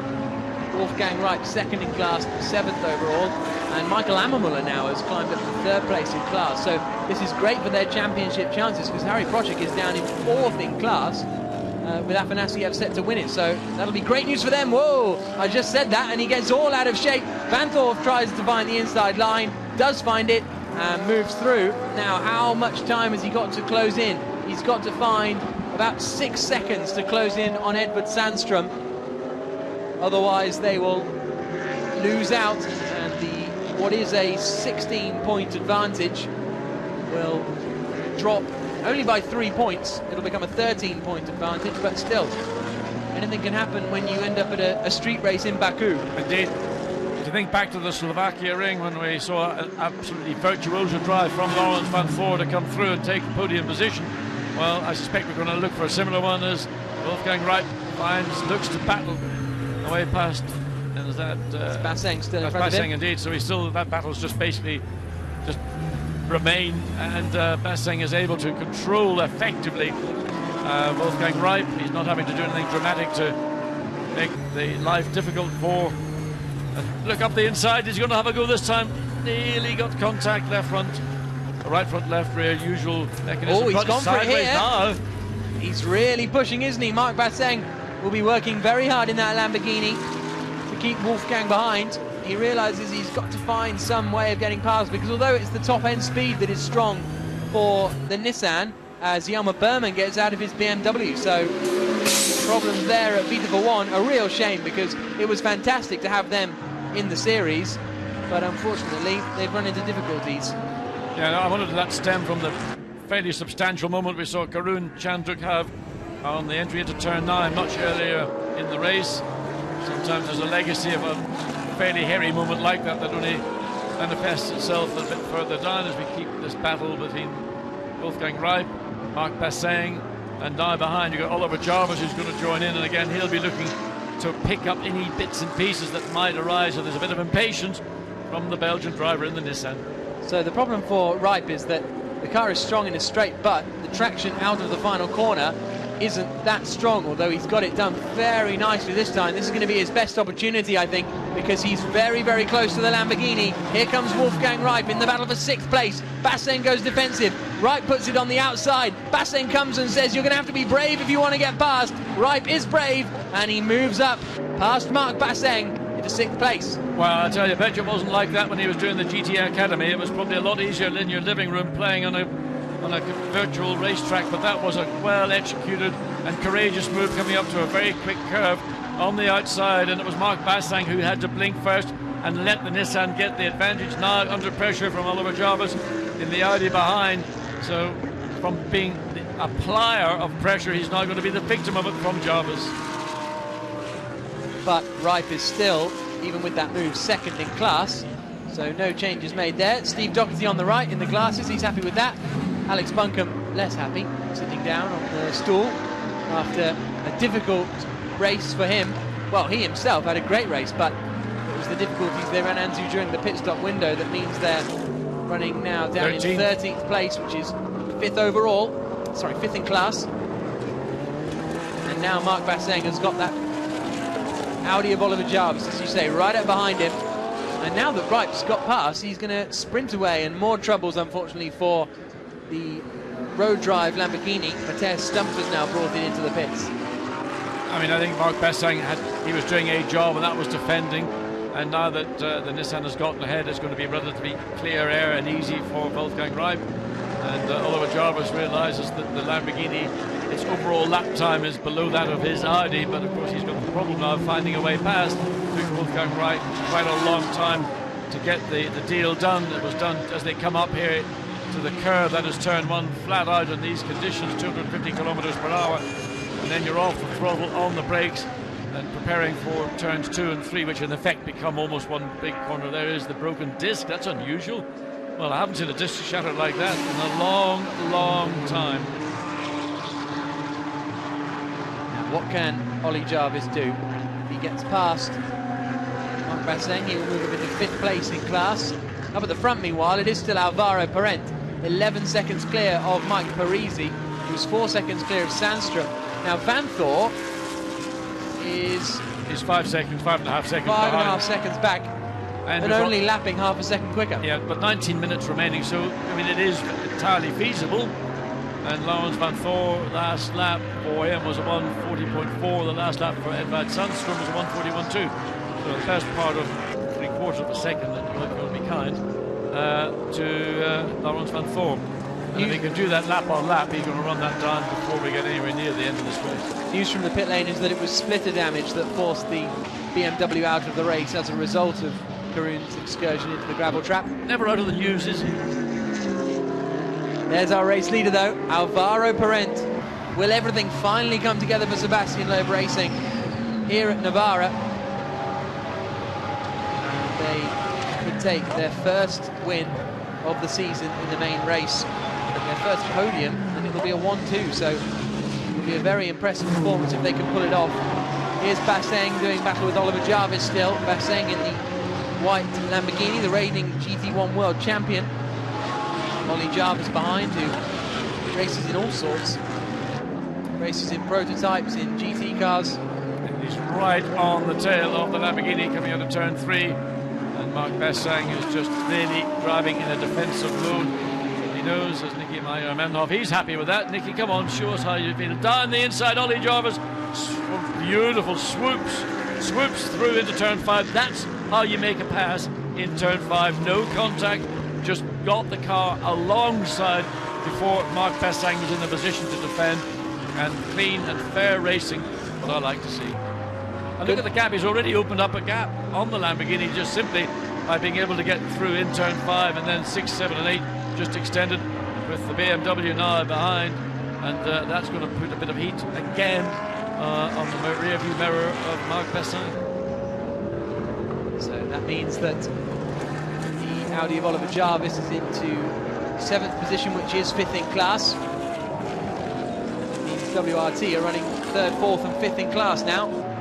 Crucially, it's Edward Samstrom leading the way out of those 3, and he is set to close in the lead at the top of the championship. Only very minorly, but enough to keep it alive going to the final weekend of the season, and reasonably alive as well. It's not a totally outrageous proposition for Sandstrom and Stifler to win it. Just a solid weekend and a bit of bad luck for Van Thorn or Telly, and they'll be well in with a shot. Across the line comes Ollie Jarvis then. Alvaro Parent leading the way ahead of Mike Parisi in 2nd place. It's now 12 seconds, the gap up at the front, so Parisi gapping very strongly. Here's a replay of the move, and Jarvis realised that Basseng goes wide there, and he had the same realisation that it's fantastic watching Nicky Meyer-Melnhoff, always entertaining, but he saw the gap that Wolfgang Reip tried to exploit, but the traits of the Nissan weren't quite able to use the gap to its maximum potential, so he got him down the straight around the outside into turn 1. Great move from Wolfie, that was. And now the next man that Mark Basseng has to defend against is Stef Dusseldorp. These two did battle last season in the GT1 World Championship. They were both in different cars. In fact, Basseng was in a Mercedes and Dusseldorp was in a McLaren. The Mercedes looks to the inside, coming down into 9. Not close enough. Oh, Basseng's gone in too deep. That's going to allow Dusseldorp the chance to get up the inside. Can Basseng keep it around the outside? No, he can't. No. And Dusseldorp goes through. I wonder if there's a problem with that Lamborghini, because the pace was good earlier. Well, in the initial laps, the pace was good, but basically, it's been since the pit stop, certainly, Mark Basseng's been finding a rear guard action to keep everybody behind him at bay, starting with Steve Doherty in the Nissan and then everybody else. So whatever the issues are for Mark Basseng, no doubt it's a grip-related one. But he's just being cherry-picked now as cars overtaken those behind, catch up, and pretty much their Lamborghini actually is in the pit lane.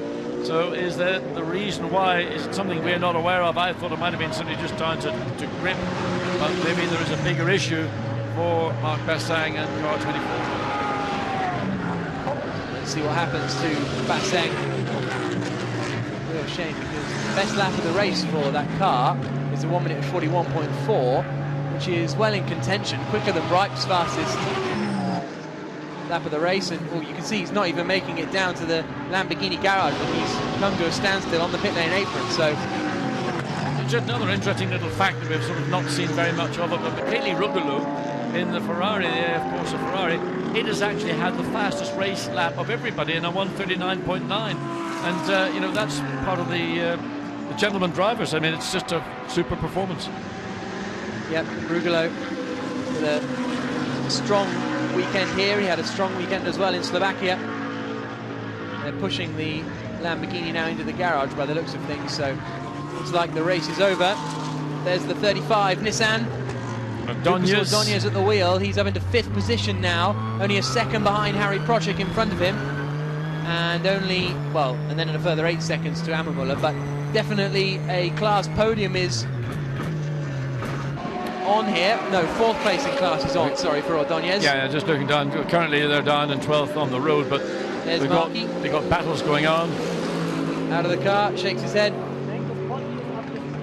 Disappointed. I was going to try and listen in, but it's all German. Yeah, I mean, and also there's nothing external on the car that we could look at to say is potentially the cause.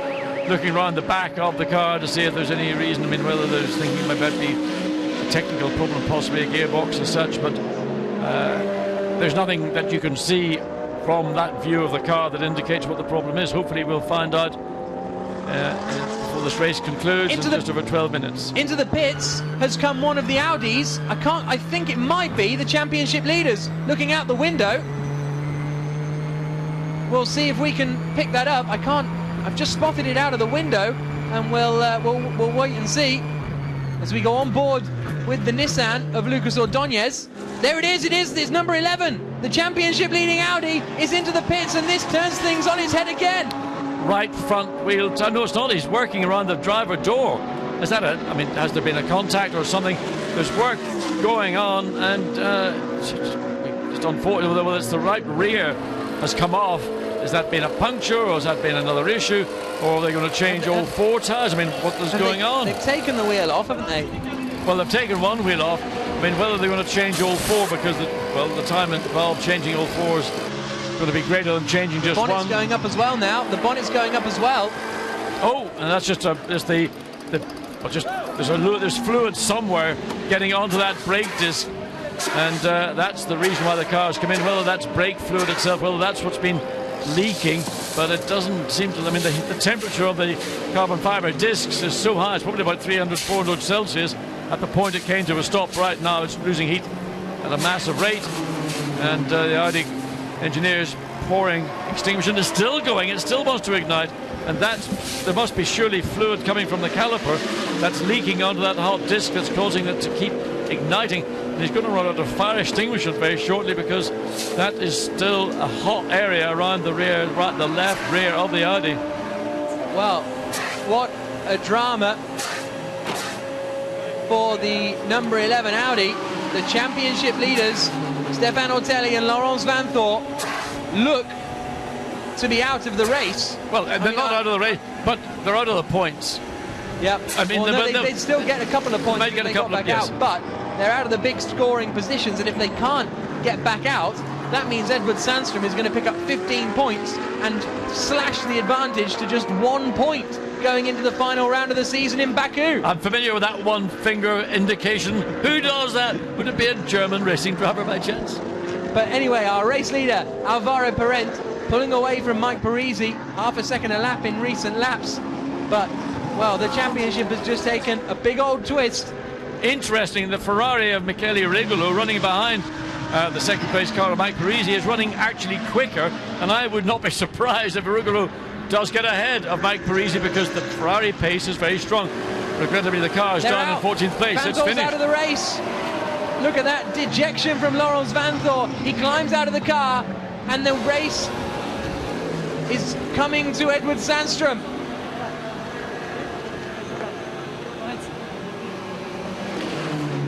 Ortelli just puts an arm around Vanthoor. I mean, clearly emotions are very high in circumstances like this, but that appears to be a brake issue. We saw there was a brake issue with the Sandstrom Stippler car on the grid where they had to change the left front disc, but this is a rear problem. Whether it's, I mean, to me there was something leaking from the rear of the car, most likely a caliper, and well, is Vanthoor giving up? Is the gloves going back on? He might put them back on again. He might think there's a point in going back on. Gloves are going back on, because if he gets out and finishes and gets to the end of the race, I think he'd be 8th in class, which would mean he'd pick up 4 points. So then it would only be a 5-point difference between them at the final race of the season. But we'll have to wait and see, because he's already gone 3 laps down. What would be the need? What would be the minimum laps he would have before he would be non-classified? To check that one up. But it's a question of whether Audi feel it is appropriate to let that car go back out. It could go out as the walking wounded, but that wouldn't really achieve a great deal. So there is that battle. It's not a battle for position, it's just a battle between two drivers having a lovely day here in Navarra. It's Mike Parisi and Michele Rugolo in the Ferrari.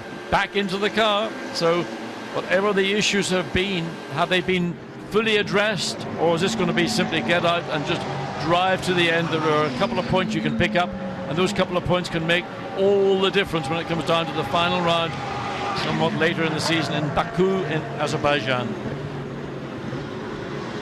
Navarra Parent leading the way, 15 seconds clear of Mike Parisi in second place now. Parent has been superb up at the front today. Absolutely commanding drive from Alvaro. Across the line comes this battle between Abreu and Dusseldorf. And Dusseldorf has been closing in by some 0.8 of a second a lap, Steph Dusseldorf, so it's a good performance from him. And he might well be able to get past this car and up into 5th place in class by the end of the race, which would be a very strong performance considering he's had to do a drive-through penalty in this race. Yes, I mean, the BMW ahead, in theory, the Mercedes should be able to pretty much handle all that, and currently with Steph Dusseldorf, very useful young Dutch driver and a lot of experience in GT racing, so raced here before in Aston Martins and knows his way around it. Knows the places you can pass and the places that you shouldn't try and pass, probably more important. 7 minutes to go here in Navarra. It's the 5th round of the season, and it is becoming a dramatic 5th round. There you can see still no action being taken on the rear left. They're now 5 laps down of the 30 completed. Well, one of the mechanics is working around that rear brake, whether they're going to try and replace the caliper or replace the whole brake assembly, but it's going to be quite a process to get the caliper and brake disc off. Then you've got to re-bleed the whole system, and with 6 minutes, or 6.5 minutes roughly remaining, all you can hopefully do is get out before the flag comes out. So there's Steph Dusseldorf then, meanwhile, coming out onto the start straight. Is this going to be his opportunity to close in on Attila Abreu in the number 21 BMW Team Brazil squad?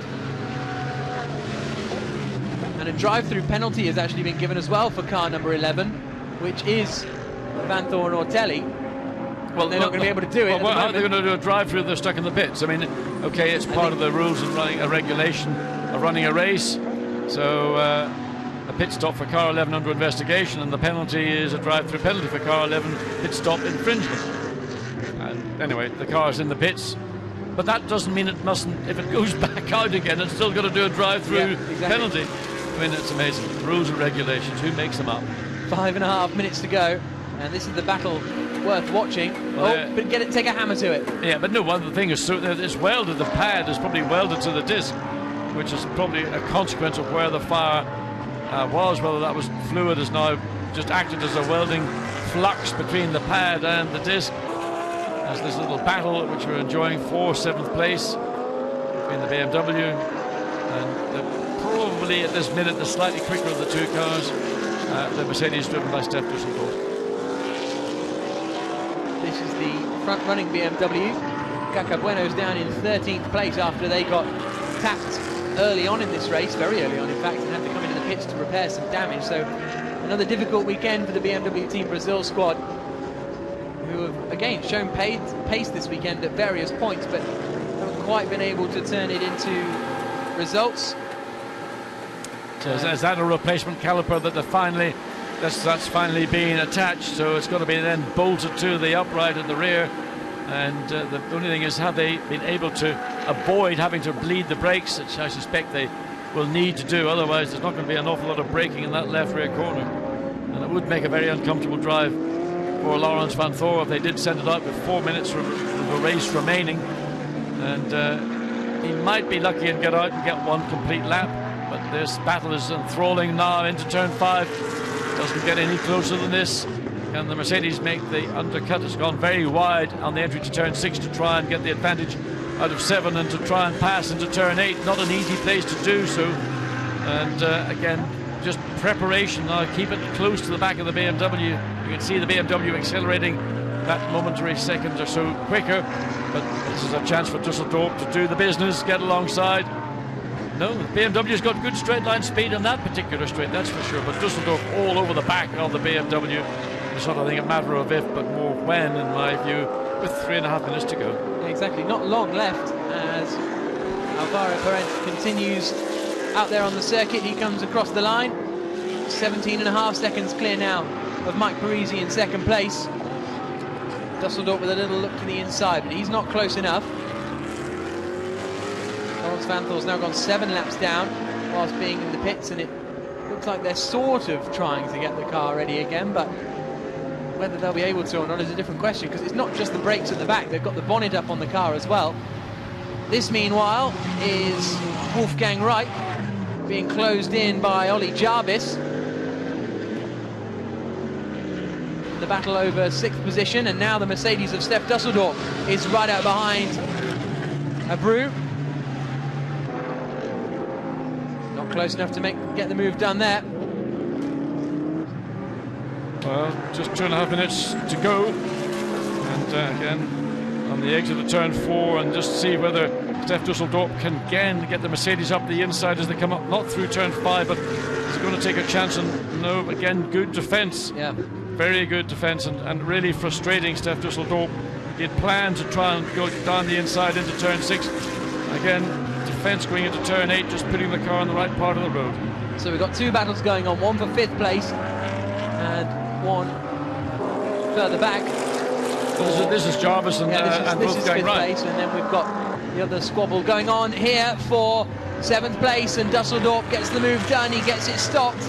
But does he keep the position? The BMW, well, that wasn't a lot of room there, but Stef Dusseldorf just about sneaked it. A little bit of cooperation from the BMW, but the job's done, and now he's ahead of it. It was going to be a bit desperate, but the result is what was required. So the battle of Jarvis, Wolfgang Reich, with just under 1.5 minutes to go. Yep, we are now onto the penultimate lap of the race, I believe. There is our race leader, Sebastian Loeb, in the pits, watching his teammate, Alvaro Perez, at the wheel. And Sebastian Loeb Racing Team very excited to see them come across the line. If Vanthor has left the pits, Laurens Vanthor, and he will score points if he takes the checkered flag. He's 7 laps down, but that doesn't matter. If he takes the checkered flag, he will finish in 8th position, which will give him 4 points, which means that it'll be a 5-point gap between these 2 cars, in fact, as we get to the final race of the season in Baku. So it'll be 5 points at the top of the championship if things stay how they are. But we've seen enough drama to know that things might be different. Here we're watching Kaka Bueno trying to put a move on Martin Matska. That's in the battle over 12th position now. And there is Sebastian Loeb starting his final lap. Here comes that battle still with Kaka Bueno. Behind him is Matthias Stumpf, although Stumpf is 8 laps down, so he's just out there to have some fun. Matska trying to finish 6th in class and 12th overall. So the important thing for the championship is that Laurens Vanthor is back out. That's probably why there was no rush to get him back out, because they knew as long as he took the checkered flag at some point, he'd be able to pick up those 4 points. Out of turn 8 they come, and this is still the battle for 12th place. Matska leading the way, Bueno in 2nd place, trying to get past, tries to leave it late on the brakes and go around the outside, needs to be careful because there's a Lamborghini on the inside. And don't forget that they must take that drive-through penalty, I imagine, Laurens Vanthor and the number 11 Audi, otherwise they might be in more trouble. But there's our race leader, Alvaro Perez. There's the team watching on, nerves jangling, I'm sure, because they've led a race pretty much every weekend so far this season. This is their 5th pole position. They've won 3 qualifying races, but haven't been able to even turn it into a podium come the main race. But for the first time, we're going to see Sebastian Loeb win in the FIA GT Series main race here at Navarra Fantastic performance from McLaren. Across the line they come. Sebastian Loeb Racing win. Delight in the garage. There's Andy Zuber getting some hugs, but they need to be careful because Zuber's car hasn't quite crossed the line. Here it comes now. It's going to be a 1-2 for Sebastian Loeb Racing.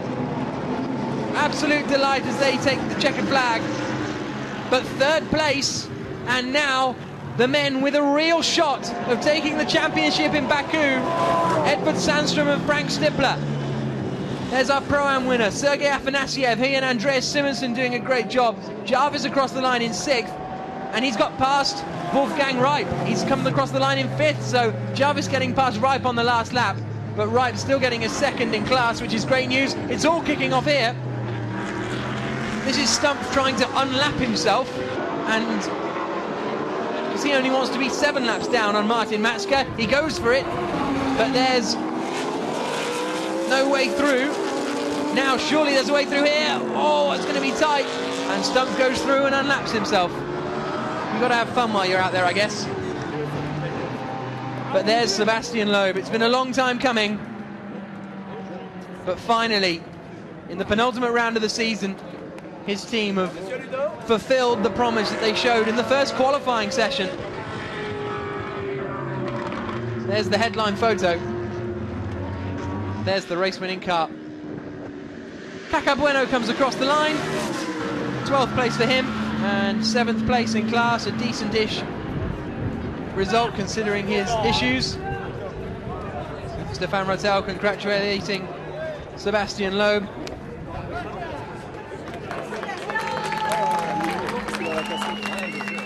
I think we're going to see some real satisfaction, especially from Alvaro Parent, because that man has been under an awful lot of pressure this season. He was brought on as the McLaren expert, which he very much is. And they've been involved in incidents all over the place, boost irregularities, all sorts going on with that car throughout the season. But finally, they've got it together. They've got it sorted here at Navarra. And it's going to be a 1-2. I think we're going to hear from some very happy gentlemen in a few moments. Here's the results. Sebastian Loeb and Alvaro Parent winning the race. 21 seconds clear of their teammates Andy Zuber and Mike Parisi. Third place in the championship. Third place in the race means second place in the championship for Frank Stippler and Edvard Sandström. Pro-Am winners Andreas Simonsen and Sergei Afanasyev. Mayor Melnov and Jarvis doing a good job to finish in 5th place ahead of Steve Doherty and Wolfgang Ripe. But there, 15th position, the championship leaders, they only pick up 4 points for that. Stefan Ortelli and Laurence Vanthor, their championship advantage has been slashed.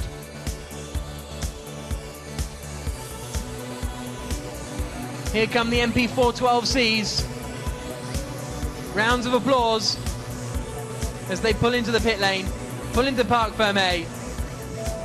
In 1st and 2nd places.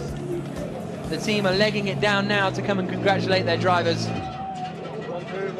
But out of the car climbs a very relieved Portuguese man called Alvaro Parent.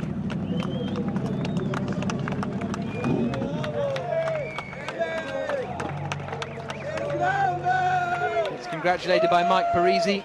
Parisi was the quickest man on track in the opening stages after being on circuit. There's a little chant for Alvaro by the sounds of it.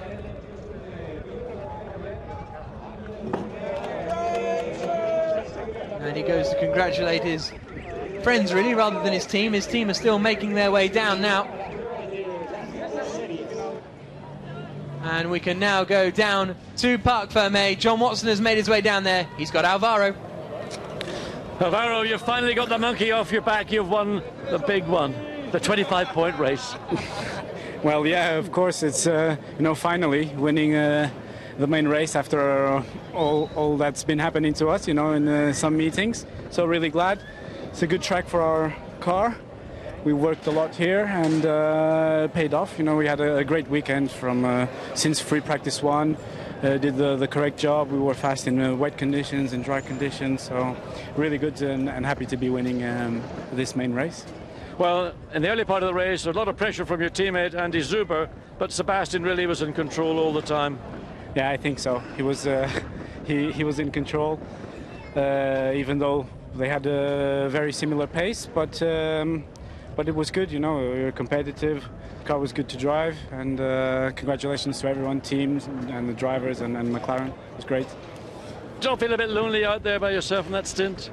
No, it's good when it's like that, isn't it? So, no, there was a Ferrari that was quite fast, you know, and keeping me company. Okay, we're waiting for the boss to come by. He's sort of taking the congratulations of all those around him. So here he comes. Not only the winning driver alongside Navarra, but the boss of the team. Finally, we've seen a 1-2 for Sebastian. Sebastian, yeah. Tell me, are you happy? Are you pleased today? Yeah, for sure, I'm pleased. We were not so lucky in some races, but here it was really good. With Navarra, we won 2 races, and the second car was second on the main race, so that's a great result for the team. I'm really happy for the team because we needed a bit more motivation, and now we have it. You needed no motivation this afternoon, in spite of your teammate Andy Zuber pushing you hard. I thought at one point he's going to try and take the lead. Yeah, he was very close. He was pushing very hard, very close behind. So he was very fast. But our car were great today. Great feeling both in the car. So it was a really good race.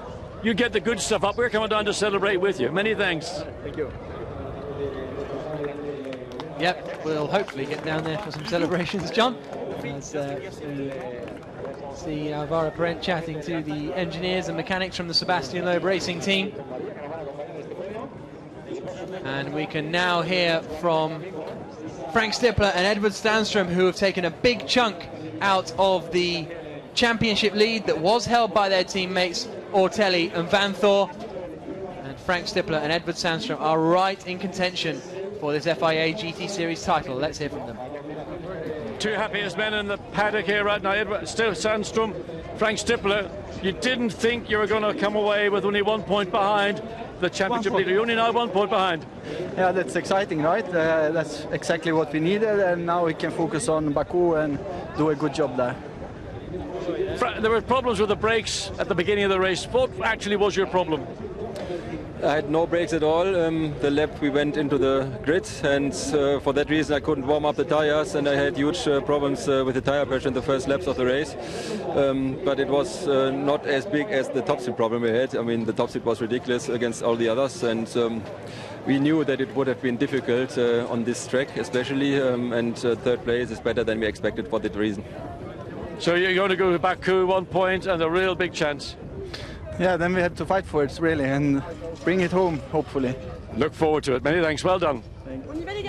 So great to hear from Frank Stippler and Edward Sandstrom, finishing in third place, which gives them 15 points, taking them up to 96 points in the championship. It's 101 for Vanthor and Ortelli. Because Vanthor and Ortelli got back out, that means, well, here's a look at the championship standings. Ortelli on 101 points, Sandstrom and Stippler on 96. Because Ortelli and Vanthor got out to take the checker flag, it's not 1 point for the difference, it's up to 5 points, but still all to play for going into the final round of the season in late November in Baku in Azerbaijan. Sebastian Loeb and Alvaro Parent with that win leap up to fourth place in the standings. They might be able to finish in third position, possibly even second if things really go their way when we get to Baku. Alan Day fifth in the standings, Rene Rast sixth. And as far as the Pro Cup team classifications go, it's still on for the battle there. Belgian Audi Club can only count 2 of their cars for the points, so that's why they have 143 points with Sebastian Loeb Racing pretty close behind, only a handful of points in it, which means that again in Baku things could swing in their favour. BMW Team Brazil up into third place in the standings, which I think will please them considerably. And as far as the Pro-Am classification is concerned, Afanasiev and Simonsen this weekend have pulled reasonably clear of Harry Procek now in second place in the standings. It's still not over, but again, going to Baku, it's going to be a long shot now for Harry Procek to challenge Afanasiev and Simonsen for the title. Wolfgang Reip has moved up into 5th position after his strong drive today to 2nd position. And as far as the Pro-Am teams are concerned, it's HDP Gravity Cherouz leading the way with 146 points.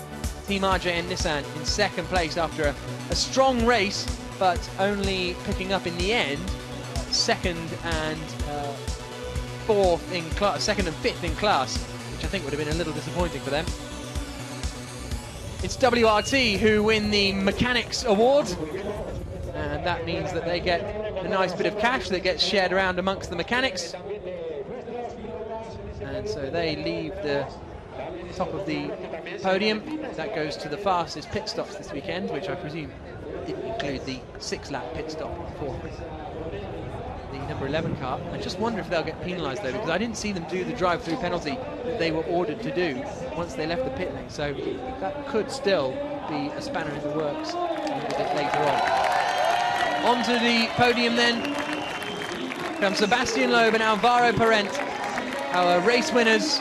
Second place for Mike Parisi and Andreas Zuber, and third position for Frank Slipper and Edvard Sandstrom. And those two now have moved themselves, as I say, right into the title fight going into final round in Baku. And it'll be the French national anthem that's played.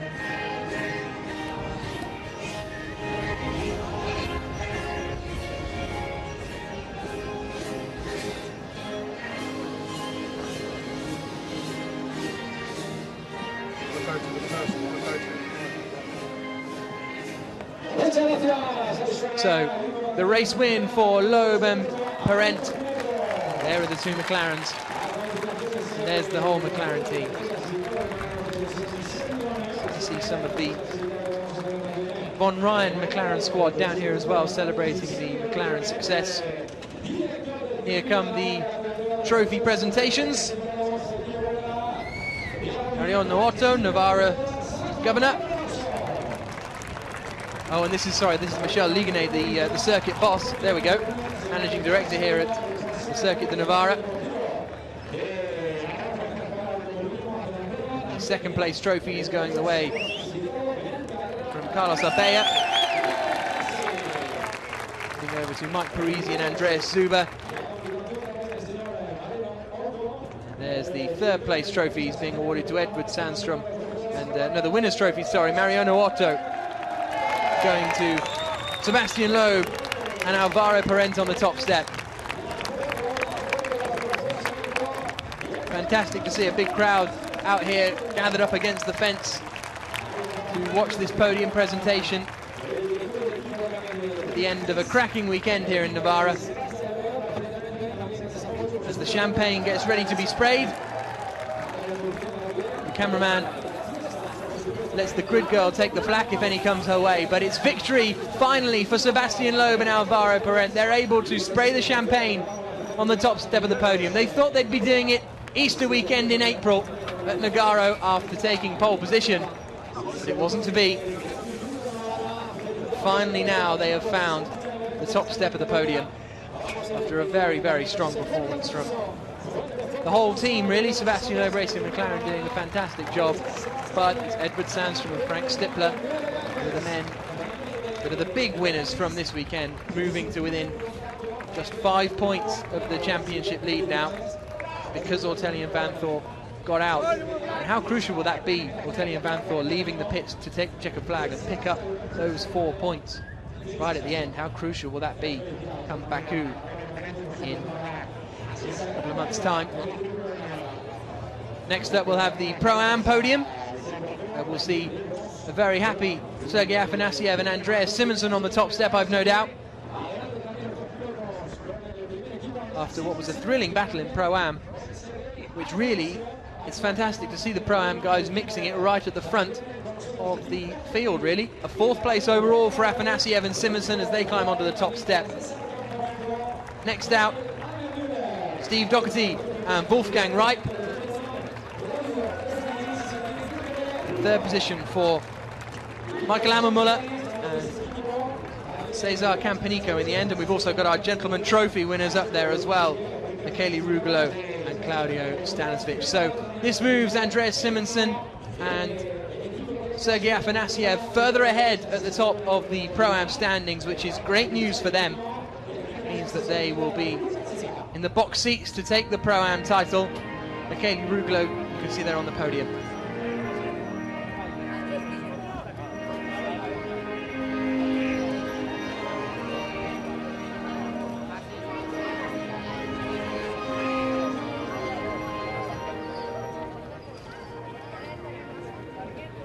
Thank you very much for joining us here this weekend for the FIA GT Series round at Navarra. It's the penultimate round of the season. The final round will be at Baku in the end of November. Make sure you join us for that, because the title fight is going down to the wire. From myself, Jack Nichols, John Watson alongside me, everyone here in Navarra, we'll see you in Baku. Thanks for joining us.